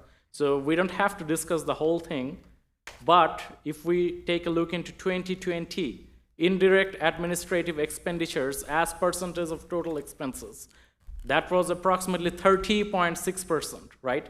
It means we spent around 30% of our total expenditure for indirect expenses which are not directly linked to the students. What's the situation in 2026? It's gonna be 16.9%, which will be one of the lowest in the state and lowest in our history, because we are continuously striving for operational excellence. And at the same time, we will have $17,600 per student direct expenditure, which was only $10,600 in 2020. So we are just showing two sides of the same coin here, which means at the same time we are actually striving for operational excellence, and we are achieving that, and in return we are getting to spend more money directly on our students. Now, in terms of that direct expenditure on students, I know we often want to see the per student direct expenditure across different schools. So these are the slides. As you can see, Rise Up had the highest per student expenditure among the high schools there, but Rise Up is a special situation. So we should actually consider Washington, Riley, and Adams. Washington had the highest per student expenditure among the high schools that we have, followed by Riley and Adams there. So we did spend the highest dollars for Washington students there. Is it a good number? It might be from some aspects, but at the same time, there are laws of economies of scale here. When you have lower number of students, your per student expenditure will increase. So that is not necessarily a good thing, but at the same time, it is some kind of an answer to everyone who speaks about our investment potential on the west side.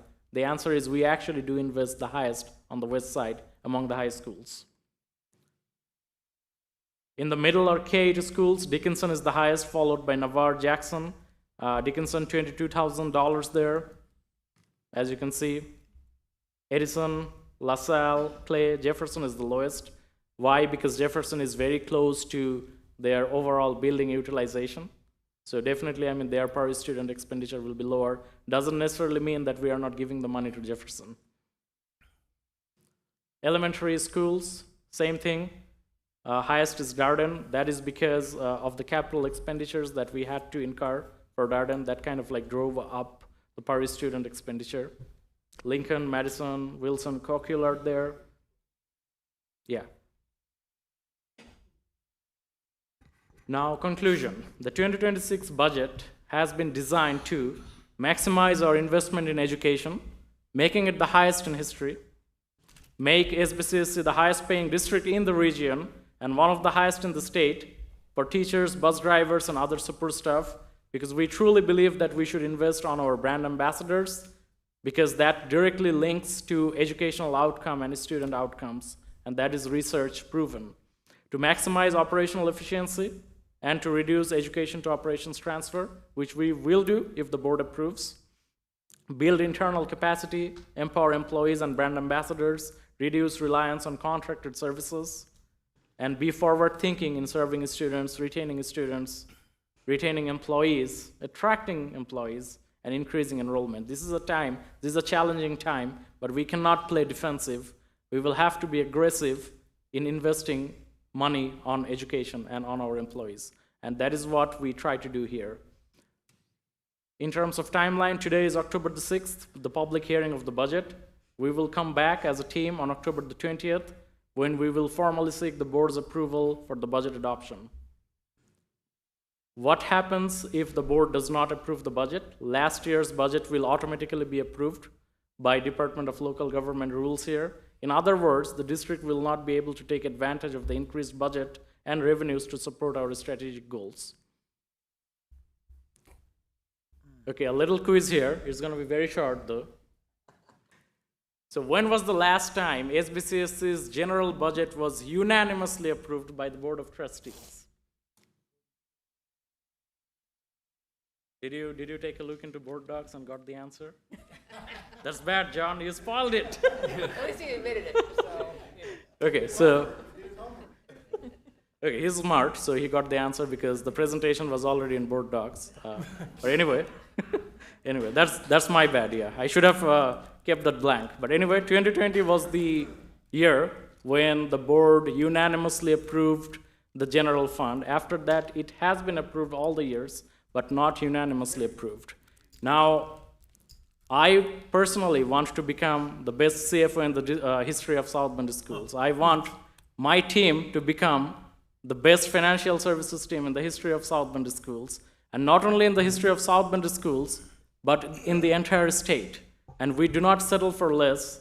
So we will be seeking the board's unanimous approval of the budget come 20th of October. And in order to do that, whatever question you have, whatever data you need, please ask us, we will supply that.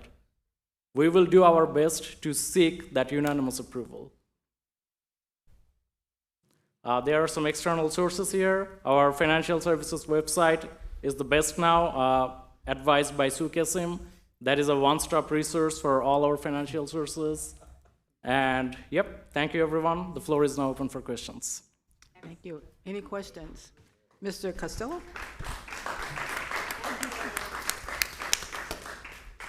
Yes, I want to thank you all for, I think, putting up some very interesting figures for us to look at and absorb. And I guess I've got 3 questions. The first one, I didn't see anything in that, all those data points you showed us and everything. Do you have enough money to pay the board or stipend, monthly stipend? Did you reserve enough in there? Okay, I just wondered. Yeah.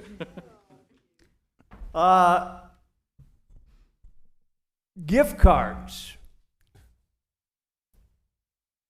You did, I think, a nice job of presenting it in a very positive way of showing that you wanted to do something about that.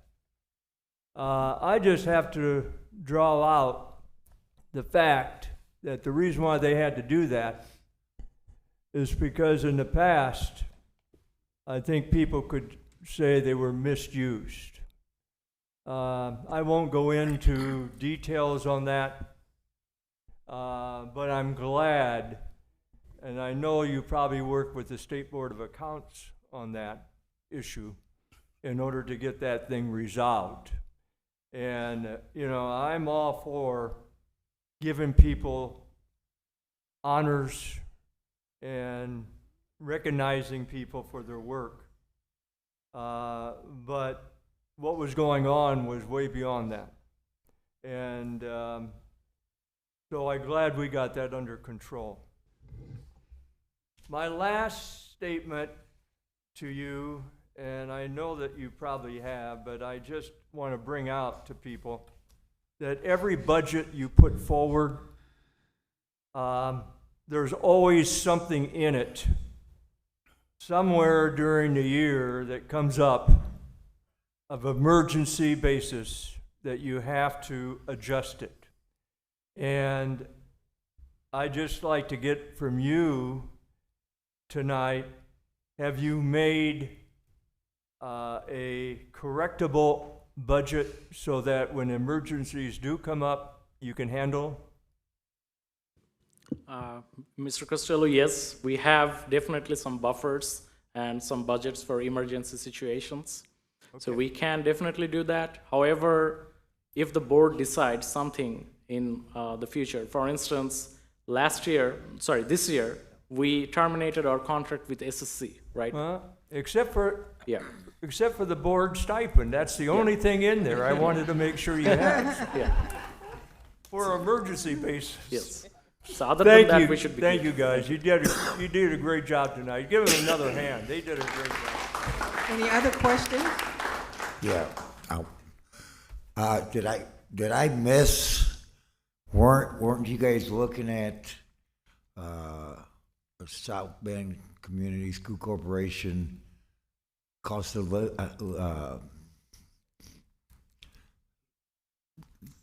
living wages? I thought that was going to be in the budget. That is in the budget, as I have talked about, that if the budget is approved, we will be the highest paying district in the region.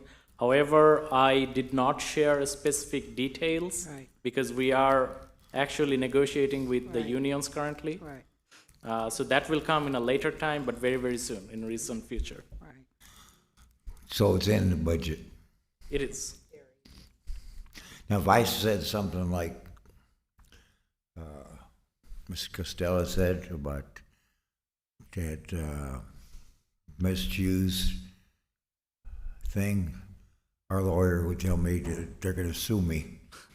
Every time I say something, they're going to sue me. Go ahead. Don't sue the corporation. Sue me. We're going to move on. Anyone else have any questions? Ms. Lee?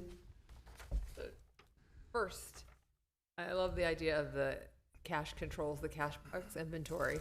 And I'm just curious about, as a former booster PTO person, like the logistics of that. Like, are we talking like every Friday after concession stands close at football games? Tell me more. Yeah, so we should be verifying the amount before the event happens. And then at the end of the event, you would take your deposit, put it together, and then you want to make sure that your ending cash balance in that box matches the beginning. But you, like, that's on, like, I always go back to, like, concession stand. Way too much time in concession stands. But, so that's like the boosters they have a form and they do a before and after and they double sign on things like that. Okay. Yeah. That's great. And then, let's see, just because I was not a math person, I did take accounting, but not very well. Where are the 2025 bus allocation? Like, we didn't spend it, so we have it for later, but where does it sit right now in that budget? So, is that in savings? Yeah. Basically, we are still under the 2025 budget, right? Because that is on a calendar year basis. But what I will do is, as transportation is under my portfolio now, so we will perhaps contract and issue POs to encumber the money, so that we can still utilize that in 2026, even though that will not put a hit on our 2026 budget. Okay. And my final question. Are we, when we're talking about staff, and I love everything we're talking about, how we're going to show our staff financially how we appreciate them, are we looking at things like counseling, guidance, and career coaching that we're going to need to support our students as they're preparing for and navigating these new graduation requirements? Are we looking at increasing certain types of staff at the school level that'll ensure that our students are on track to succeed in these new graduation requirements? Yes. To be honest, we often work with our instruction and curriculum department and other departments to understand their needs. And to be honest, right now I will give one example. We have the highest number of paraprofessionals in SBCSC history now. We actually achieved the full allocation that we had. And we actually never were very close to that, but now we are. So we work with those departments. But at the same time, you raised a very important point here, Ms. Lee. So finance team is like investors, and the other departments and the schools will have to state their needs to us so that we can allocate the money or allocate the money from someplace else, right? So that is like a continuous process there. And we are actually being a very good partner there in terms of allocating our resources. I'm just looking at like what's happening across the state. Well, you look at Purdue, who just lost all that Gear Up funding. Yeah. And you think about the roles that have been hired based on that we're supporting our students in a really important way in this planning. And now what? So unless those schools had a plan in place, they're going to struggle to give our students the support that they need and their fellow educators. So I just want to make sure that we have that like on our radar. Yes. And that is also another great example because there has been some grants not renewed or expired, for instance, the school climate grant, right?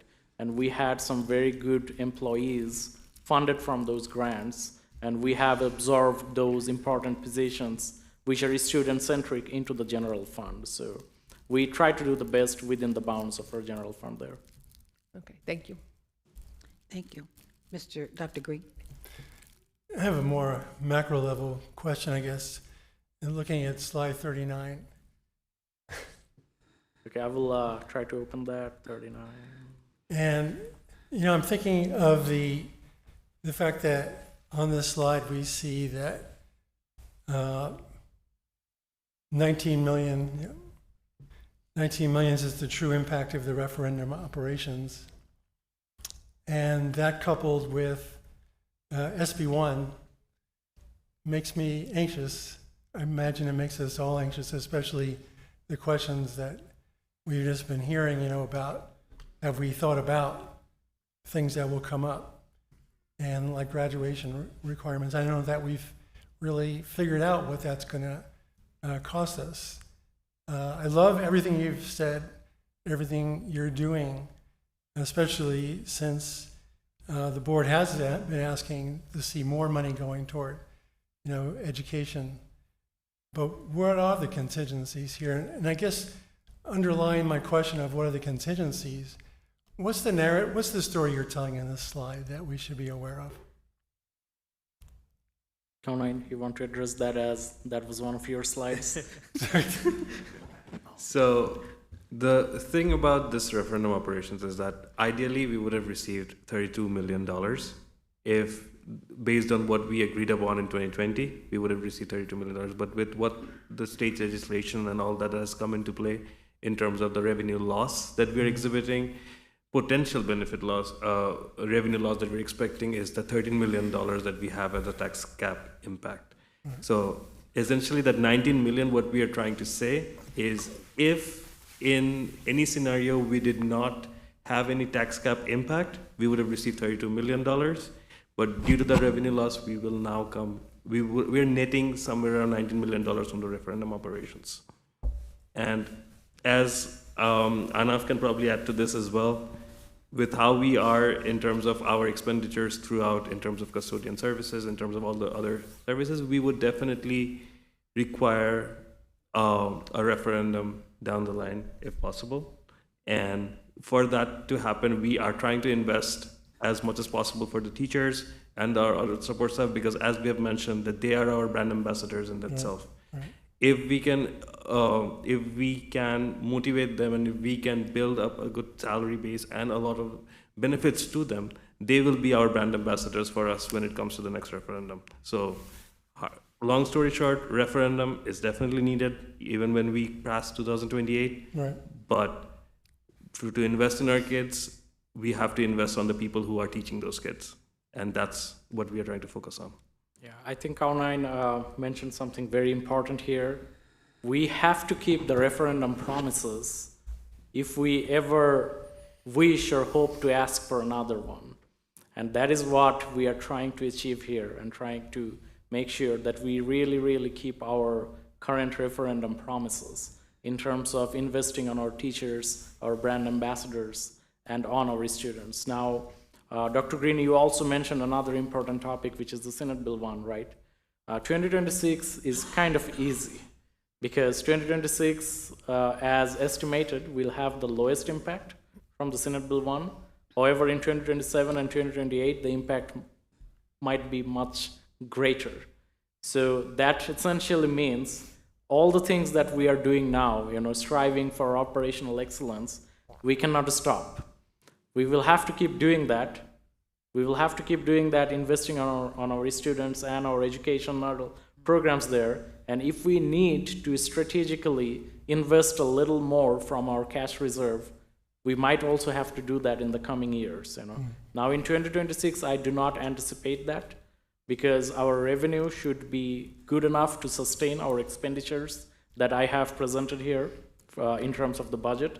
But in 27 and 28, if need be, we might have to do that to sustain all the great things that we are doing, at least for the short term, and let the winter storm pass. So. Okay. I'm glad it's in your hands. But I think you've given us a great deal of optimism that we can weather this. Yeah. Yes. And your idea about investing in the people who really matter goes a long way. So thanks to your whole team. Thank you. Thank you. I just want to reiterate, and I really thank you all for your report. It's a very in-depth report, very much needed report to give the general public an idea where we are with our budget.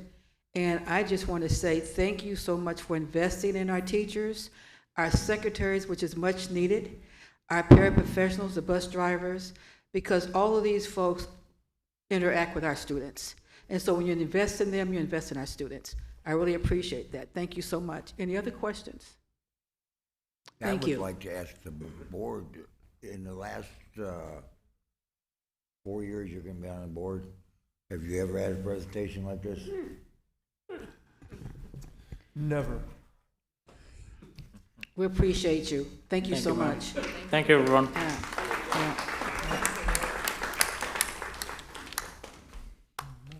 We now move on to the consent agenda. It is recommended that the School Board of Trustees approve the consent agenda 8.01, 8.02, 8.03, 8.04, 8.05, 8.06, 8.07. Do I have a motion to approve the consent agenda? So moved. Do I have a second? Second. It has been moved by Mrs. Lee, second by Dr. Green. Are there any questions, concerns? Mr. Hernandez, can you please call the roll? Mr. Ellison? Aye. Mr. Costello? Aye. Ms. Lee? Aye. Dr. Green? Aye. Mr. Leva? Aye. Mr. Snedecke? Aye. Dr. McCullough? Aye. The vote to approve the consent agenda passes unanimously. We now move to approve action item 9.02. It is recommended that School Board of Trustees approve action item 9.02, approval of partnership with Beacon Community Impact Draw the Line, Respect the Line program. Is there a motion? I'll move. Second. It's been moved by Dr. Green, second by Mrs. Lee. Are there any questions, concerns? Mr. Hernandez, can you please call the roll? Mr. Ellison? Aye. Mr. Costello? Aye. Ms. Lee? Aye. Dr. Green? Aye. Mr. Leva? Aye. Mr. Aye. Snedecke? Dr. McCullough? Aye. The vote to approve action item 9.02 passes unanimously. It is recommended that the School Board of Trustees approve action item 9.03. Is there a motion? So moved. Is there a second? Second. It's been moved by Mrs. Lee, second by Dr. Green. Are there any questions, concerns?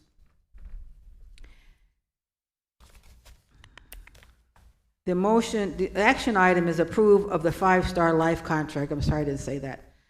Ms. Hernandez, can you please call the roll? Mr. Ellison? Aye. Mr. Costello? Aye. Ms. Lee? Aye. Dr. Green? Aye. Mr. Leva? Aye.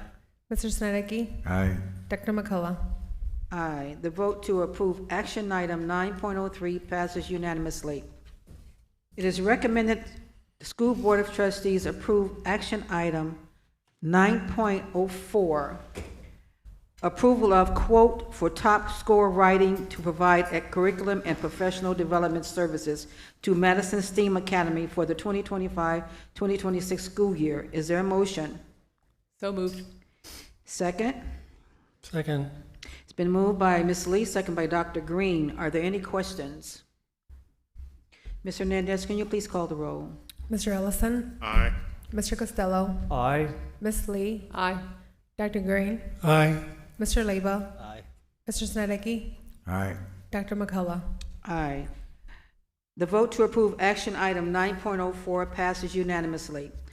It is recommended that the School Board of Trustees approve action item 9.05, approval of 20 Head Start slots for Title I students. Is there a motion? So moved. Second. Second. It's been moved by Mrs. Lee, second by Dr. Green. Are there any questions? Ms. Hernandez, can you please call the roll? Mr. Ellison? Aye. Mr. Costello? Aye. Ms. Lee? Aye. Dr. Green? Aye. Mr. Leva? Aye. Mr. Snedecke? Aye. Dr. McCullough? Aye. The vote to approve action item 9.05 passes unanimously. It is recommended that the School Board of Trustees approve action item 9.06.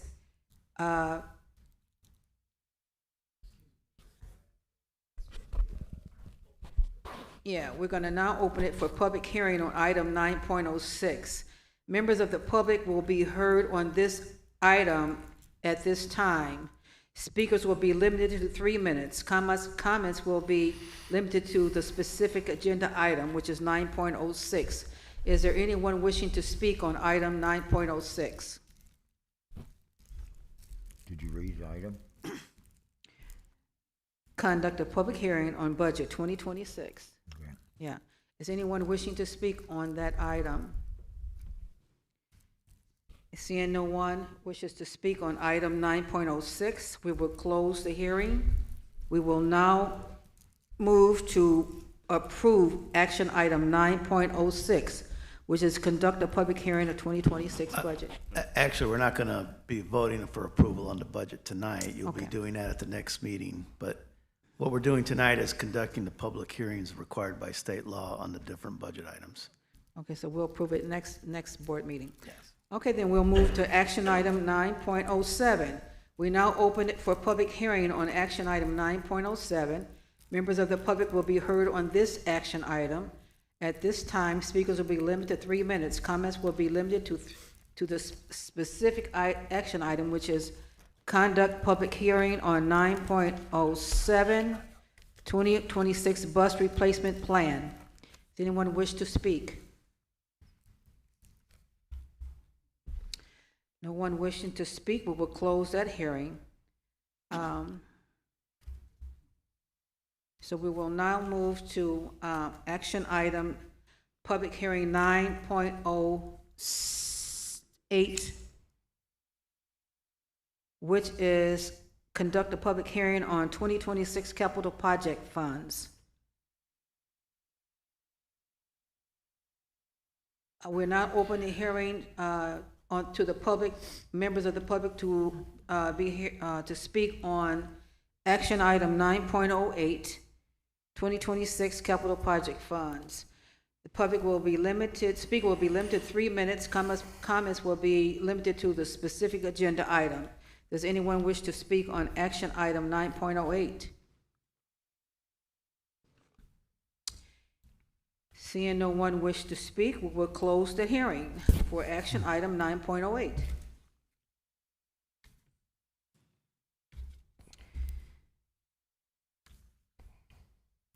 Okay, we will now move to our regular 9.09. Is recommended that the School Board of Trustees approve action item 9.09, approval of the financial adoption of the Series 2025A General Obligation Bond Resolution and Series 2025A General Obligation Bond Appropriation Resolution. Is there a motion? So moved. Second. It's been motioned by Dr. Green, second by Mrs. Lee. Are there any questions? What is that bond for? Mr. Our CFO and Mr. Neff, would you please explain to Mr. Snideki what that bond is? Thank you, Mr. Snedecke. The bond is for performing our capital projects, which I presented during the budget presentation. We need approximately $44 million to do the much-needed capital projects, including roofing, repair, safety and security, parking lot repairs, for the next 3 years. Now, we are issuing around $16 million for 2026 projects in the form of 3 bonds, 2025 Series A, B, and C. So that's why the bonds are there. Any other questions? Ms. Lee, Ms. Hernandez, can you please call the roll? Mr. Ellison? Aye. Mr. Costello? Aye. Ms. Lee? Aye. Dr. Green? Aye. Mr. Leba? Aye. Mr. Snedecke? Aye. Dr. McCullough? Aye. The vote to approve action item 9.09 passes unanimously. It is recommended that the School Board of Trustees approve action item 9.10, approval of the fund adoption of the Series 2025B General Obligation Bond Resolution in Series 2025B General Obligation Bond Appropriation Resolution. Is there a motion? So moved. Second? Second. It's been motioned by Dr. Green, second by Mrs. Lee. Are there any questions? Ms. Hernandez, can you please call the roll? Mr. Ellison? Aye. Mr. Costello? Aye. Ms. Lee? Aye. Dr. Green? Aye. Mr. Leba? Aye. Mr. Snedecke? Aye. Dr. McCullough? Aye. The vote to approve action item 9.10 passes unanimously. It is recommended that the School Board of Trustees approve action item 9.11, approval of the final adoption of Series C General Obligation Bond Resolution and Series 2025C General Obligation Bond Appropriation Resolution. Is there a motion? So moved. Second. I'm sorry, was that Dr. Green? It's been motioned by Dr. Green, second by Mrs. Lee. Are there any questions? Ms. Hernandez, could you call the roll, please? Mr. Ellison? Aye. Mr. Costello? Aye. Ms. Lee? Aye. Dr. Green? Aye. Mr. Leba? Aye. Mr. Snedecke? Aye. Dr. McCullough? Aye. The vote to approve action item 9.11 passes unanimously. It is recommended that the School Board of Trustees approve action item 9.12, approval of a professional services contract with Herbert and Herbert Architects Incorporated for architectural and engineering services for the Adams High School restoration and renovation project. Is there a motion to approve So moved. 9.11? Second? Second. It's been moved by Mr. Snedecke, second by Mr. Costello. Are there any questions? Ms. Hernandez, can you please call the roll? Mr. Ellison? Aye. Mr. Costello? Aye. Ms. Lee? Aye. Dr. Green? Aye. Mr. Leba? Aye. Mr. Snedecke? Aye. Dr. McCullough? Aye. The vote to approve action item 9.12 passes unanimously. It is recommended by the school corporation to approve action item 9.13, approval to pay past due invoices for transportation services offered by First Student Incorporated. Is there a motion? So moved. Second. Is there a second? Second. It's been moved by Mrs. Lee, second by Dr. Green. Are there any questions? I have one. Mr. Costello? How much money are we talking about here? First students, it is approximately $12,000. And why is it past due? Because the invoices were never submitted to accounts payable team for payment processing, and also it did not have the necessary approvals, and we don't pay anything without the necessary approval. Okay, thank you. So not just too long ago, we approved another past due from them. Yes. Just come regularly or what? Yeah, we are actually reconciling our accounts, and those invoices are coming from past services. For instance, this one is for some special education transportation services, which were received a long time ago,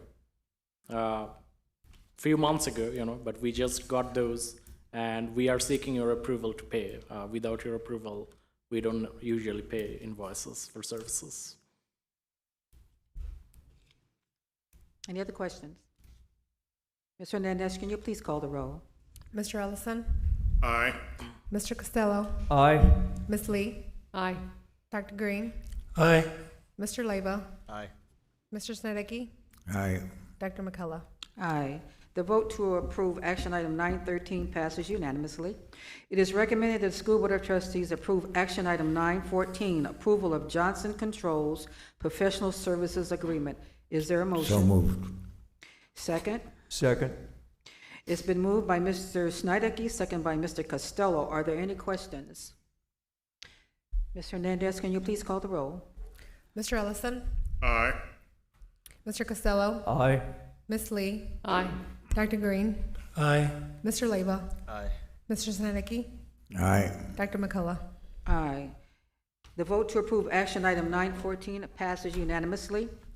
It is recommended that the School Board of Trustees approve action item 9.15, approval to pay past due invoices for BR bleachers. Is there a motion? So moved. Second. It's been moved by Mrs. Lee, second by Dr. Green. Are there any questions? Ms. Hernandez, can you please call the roll? Mr. Ellison, Aye. Mr. Costello, Aye. Ms. Lee, Aye. Dr. Green, Aye. Mr. Leyva, Aye. Mr. Snedecke, Aye. Dr. McCullough. Aye. The vote to approve action item 915 passes unanimously.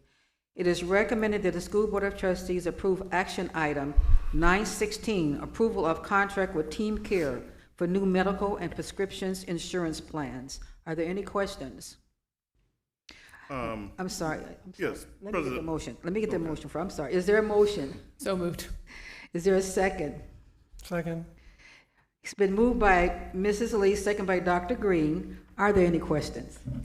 Yes, not so much just a question or comment, but I do know that there have been some questions earlier about the prescription coverage and how it might change, and it was pretty clear not only in the presentation we got, but what's also, at least now, on the website posted the file, that it's not just CVS or Caremark that people would be able to go to fill scripts, that it would also include like Kroger's, Walgreens, and other kind of things, probably similar to how it is now, both for 30-day and 90-day. And also, I guess the clinic would still be open and some of those kind of things. So I do know now, at least on the website, all the different attachments are there about the summary description plan and all of those kind of things. But it does seem like it would be, it's not going to be more restrictive or anything than what people are able to do now. And then Mr. E. Yeah, again, like you said, the prescriptions will be available from all these outlets. Again, the clinic will be there, so if you get your medications from the clinic, you will still be able to get those free of charge. The premiums, I believe, were $800 less per year per employee. Could be offset, especially if you are on a specialty drug, because you could. It's $200 for a 90-day supply, so one will offset the other. If you are on the specialty drug, I believe we had about 30 employees on multiple specialty drugs, and we had about 300 out of 2,700 at least one specialty drug. I think that question was asked during the presentation, and I remember them saying that nothing is going to change in those areas. So hopefully they're telling us the truth. Any other questions, comments? Ms. Hernandez, can you please call the roll? Mr. Ellison, Aye. Mr. Costello, Aye. Ms. Lee, Aye. Dr. Green, Aye. Mr. Leyva, Aye. Mr. Snedecke, Aye. Dr. McCullough. Aye. The vote to approve action item 916 passes unanimously. It is recommended that the School Board of Trustees approve action item 9.17, approval of price amendment to agreement to purchase food from another vendor, another state-approved food authority, excuse me. Is there a motion? So moved. Is there a second? It's been Second. moved. Second. I'm sorry. It's been moved by Dr. Green, second by Mrs. Lee. Are there any questions? Can I get, what is this? I'm sorry? Can I get some clarification about what this is? Yeah, sure. So basically, we are not purchasing something. Basically, we are selling something. You know, we have our food and nutrition services department, and we prepare the meal for Purdue Polytechnic, and we charge a fee for that. So that is a revenue generating opportunity for our food and nutrition services department. Now, it was brought to the board before, I believe. However, there was some, like glitches in the numbers. So we have amended the figures, and we are presenting that again for the board's approval. It used to be $2.35 per meal for an adult. Now it's $5.35. Any other questions? Do we have we have agreements with others? Seems fairly unique. We do. We have another agreement with the Robinson Center. Okay. Any other questions? Comments? Concerns? Ms. Hernandez, can you please call the roll? Mr. Ellison? Aye. Mr. Costello? Aye. Ms. Lee? Aye. Dr. Green? Aye. Mr. Leyva? Aye. Mr. Siddiqui? Aye. Dr. McCullough? Aye. The vote to approve action item 9.17 passes unanimously. It is recommended that the School Board of Trustees approve action item 9.18, approval of school year 2025-2026 meal prices for adults. Is there a motion to approve action item 9.18? So moved. Is there a second? Second. It's been moved by Mrs. Lee, second by Dr. Green. Are there any questions, concerns? Yes, how much? Is it going It's up? tied, it's tied to the other one. It's $5.35 now, I believe. Yeah, it's gonna be $5 for lunch for 24-25 school year, and we are recommending it to be $5.5 with a 50-cent increase. However, the breakfast was $3 and it will remain $3, you know.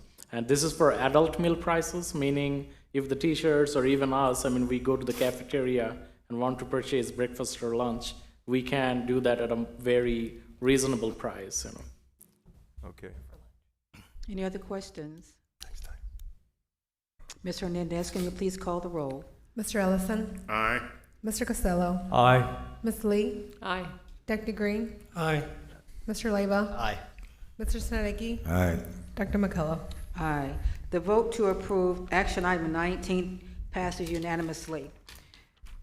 We now move to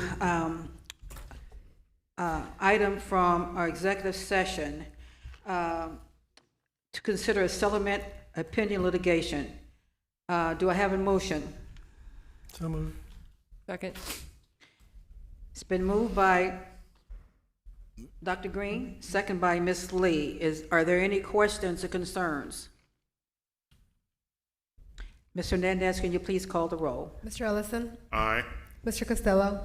Aye. Ms. Lee? Aye. Dr. Green? Aye. Mr. Leyva? Aye. Mr. Siddiqui? Aye. Dr. McCullough? Aye. The vote to approve action item 10.01 is legitimate, unanimously. We now move to hearing board communication. Does anyone wish to speak at this time? I guess, well, I'll just ask the superintendent, since we passed the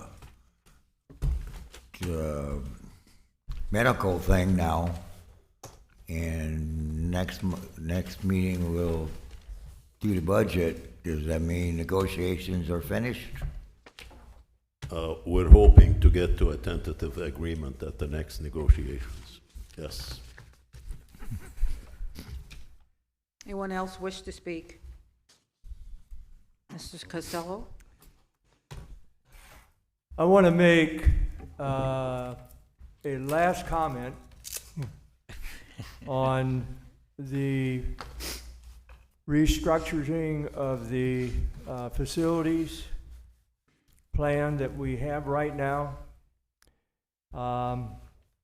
and what I presented and put forward. My comment is that I want to thank Mr. Eade for allowing me to come forward with it. I came forward with it reluctantly because I don't think a board member responsibility is in this area of bringing forth such a facility plan like I did, because I really believe those things should come from within. But the problem I had was this, and still do. We are going to continue to lose after this year, and I projected that as well. The third year out, I projected that our enrollment would be somewhere in the vicinity of 200 to 500 lost in enrollment. And right now it's 250, but by January we'll see where it might be when the enrollment figures go in. But it gets much worse later on. And that's what I was trying to prevent. Central office, teachers,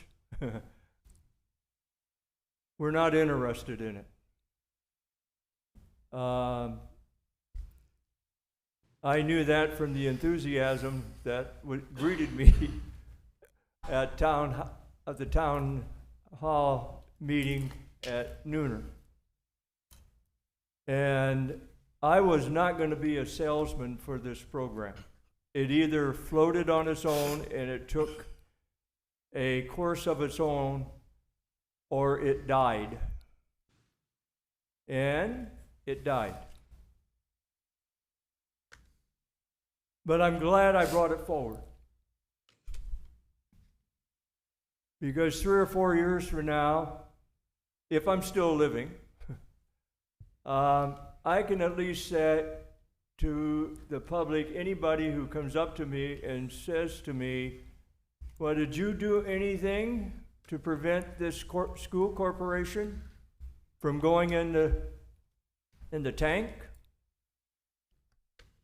And I can say, well, yes, I tried. And that's all I could have done. We got some great people with numbers that presented that information to us today.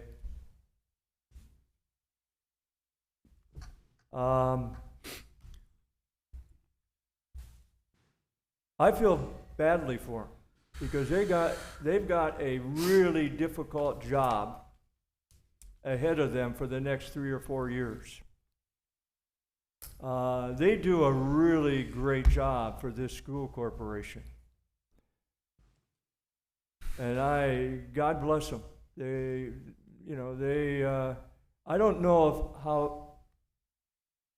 know if people realize how many hours they have to spend on coming up with this budget, but it's massive. It's a massive undertaking. And for them to be as specific as they were in many of their items they presented to us is an enormous responsibility on their part. So, again, it's over with, and all the negativity I received in emails, especially from teachers, I accept. And I will not dispute what you stated. All I was trying to do. And I knew after you went through something in 2023, it was not going to be easy to get people to listen. But I had to do it. Out of the great love I have for this school corporation and the people on this board that I truly respect, and a superintendent that I think the world of, I still had to bring it forward. And I'm glad I did, but you know what? I accept what people wanted, and we go on with life. And I'm just hoping everything I have predicted for the future will be wrong. Thank you very much. Any other board members wish to speak? Yes. Like the National Principals Month, I like to think we have 2 amazing principals right here, Mark Costello, Mr. Reed. And I think we have the best principals in the area. I like to brag about our principals. They're community leaders. They're great listeners. They deal with things every day, talk to teachers, parents, students. Harrison, Navarre, Washington are in my backyard, so I'm always, I love to engage in principals there. And, you know, I didn't get the principal at Washington referred as Mr. G. I got to know him over the past year to introduce myself, and so I gave him a shout out. He does some great things at Washington, things that haven't been done in years. So, you know, he's a great guy, and I'll continue to support him and all our principals. Thank you. Any other board members wish to speak? I would like to, like one of the speakers said today about your plan. It was a good plan, and he also says, which is true, is they're just tired of all the moving around that went on the last 8 years. And but you had an excellent plan. I would have made a few changes, but not very many. And people have been asking for years, make neighborhood schools. And that's what you were doing in your plan. The only problem is the last administration closed about 8 neighborhood schools. So the neighborhoods are further apart. So that's, you know, if we kept all our schools that we had, and every one we closed were A, B schools. They were, I could not understand sitting back in the background why we're closing all these A schools. You know, that didn't make no sense to me whatsoever. But your plan, and that still might be in the future, give them a year or so, you know, but because they do want neighborhood schools. Maybe we'll buy all them schools back, them A schools. You never know. Any other board members wish to speak? Seeing that there's no additional comments, the next school board meeting is Monday, October the 20th, 5:30 here at the Brown Administration Building. Is there a motion to adjourn? So moved. Is there a second? Second. It's been motioned by Mrs. Lee, second by Dr. Green. All in favor signify by saying aye. Aye. Aye. The school board trustee meeting is now adjourned. Thank you for coming.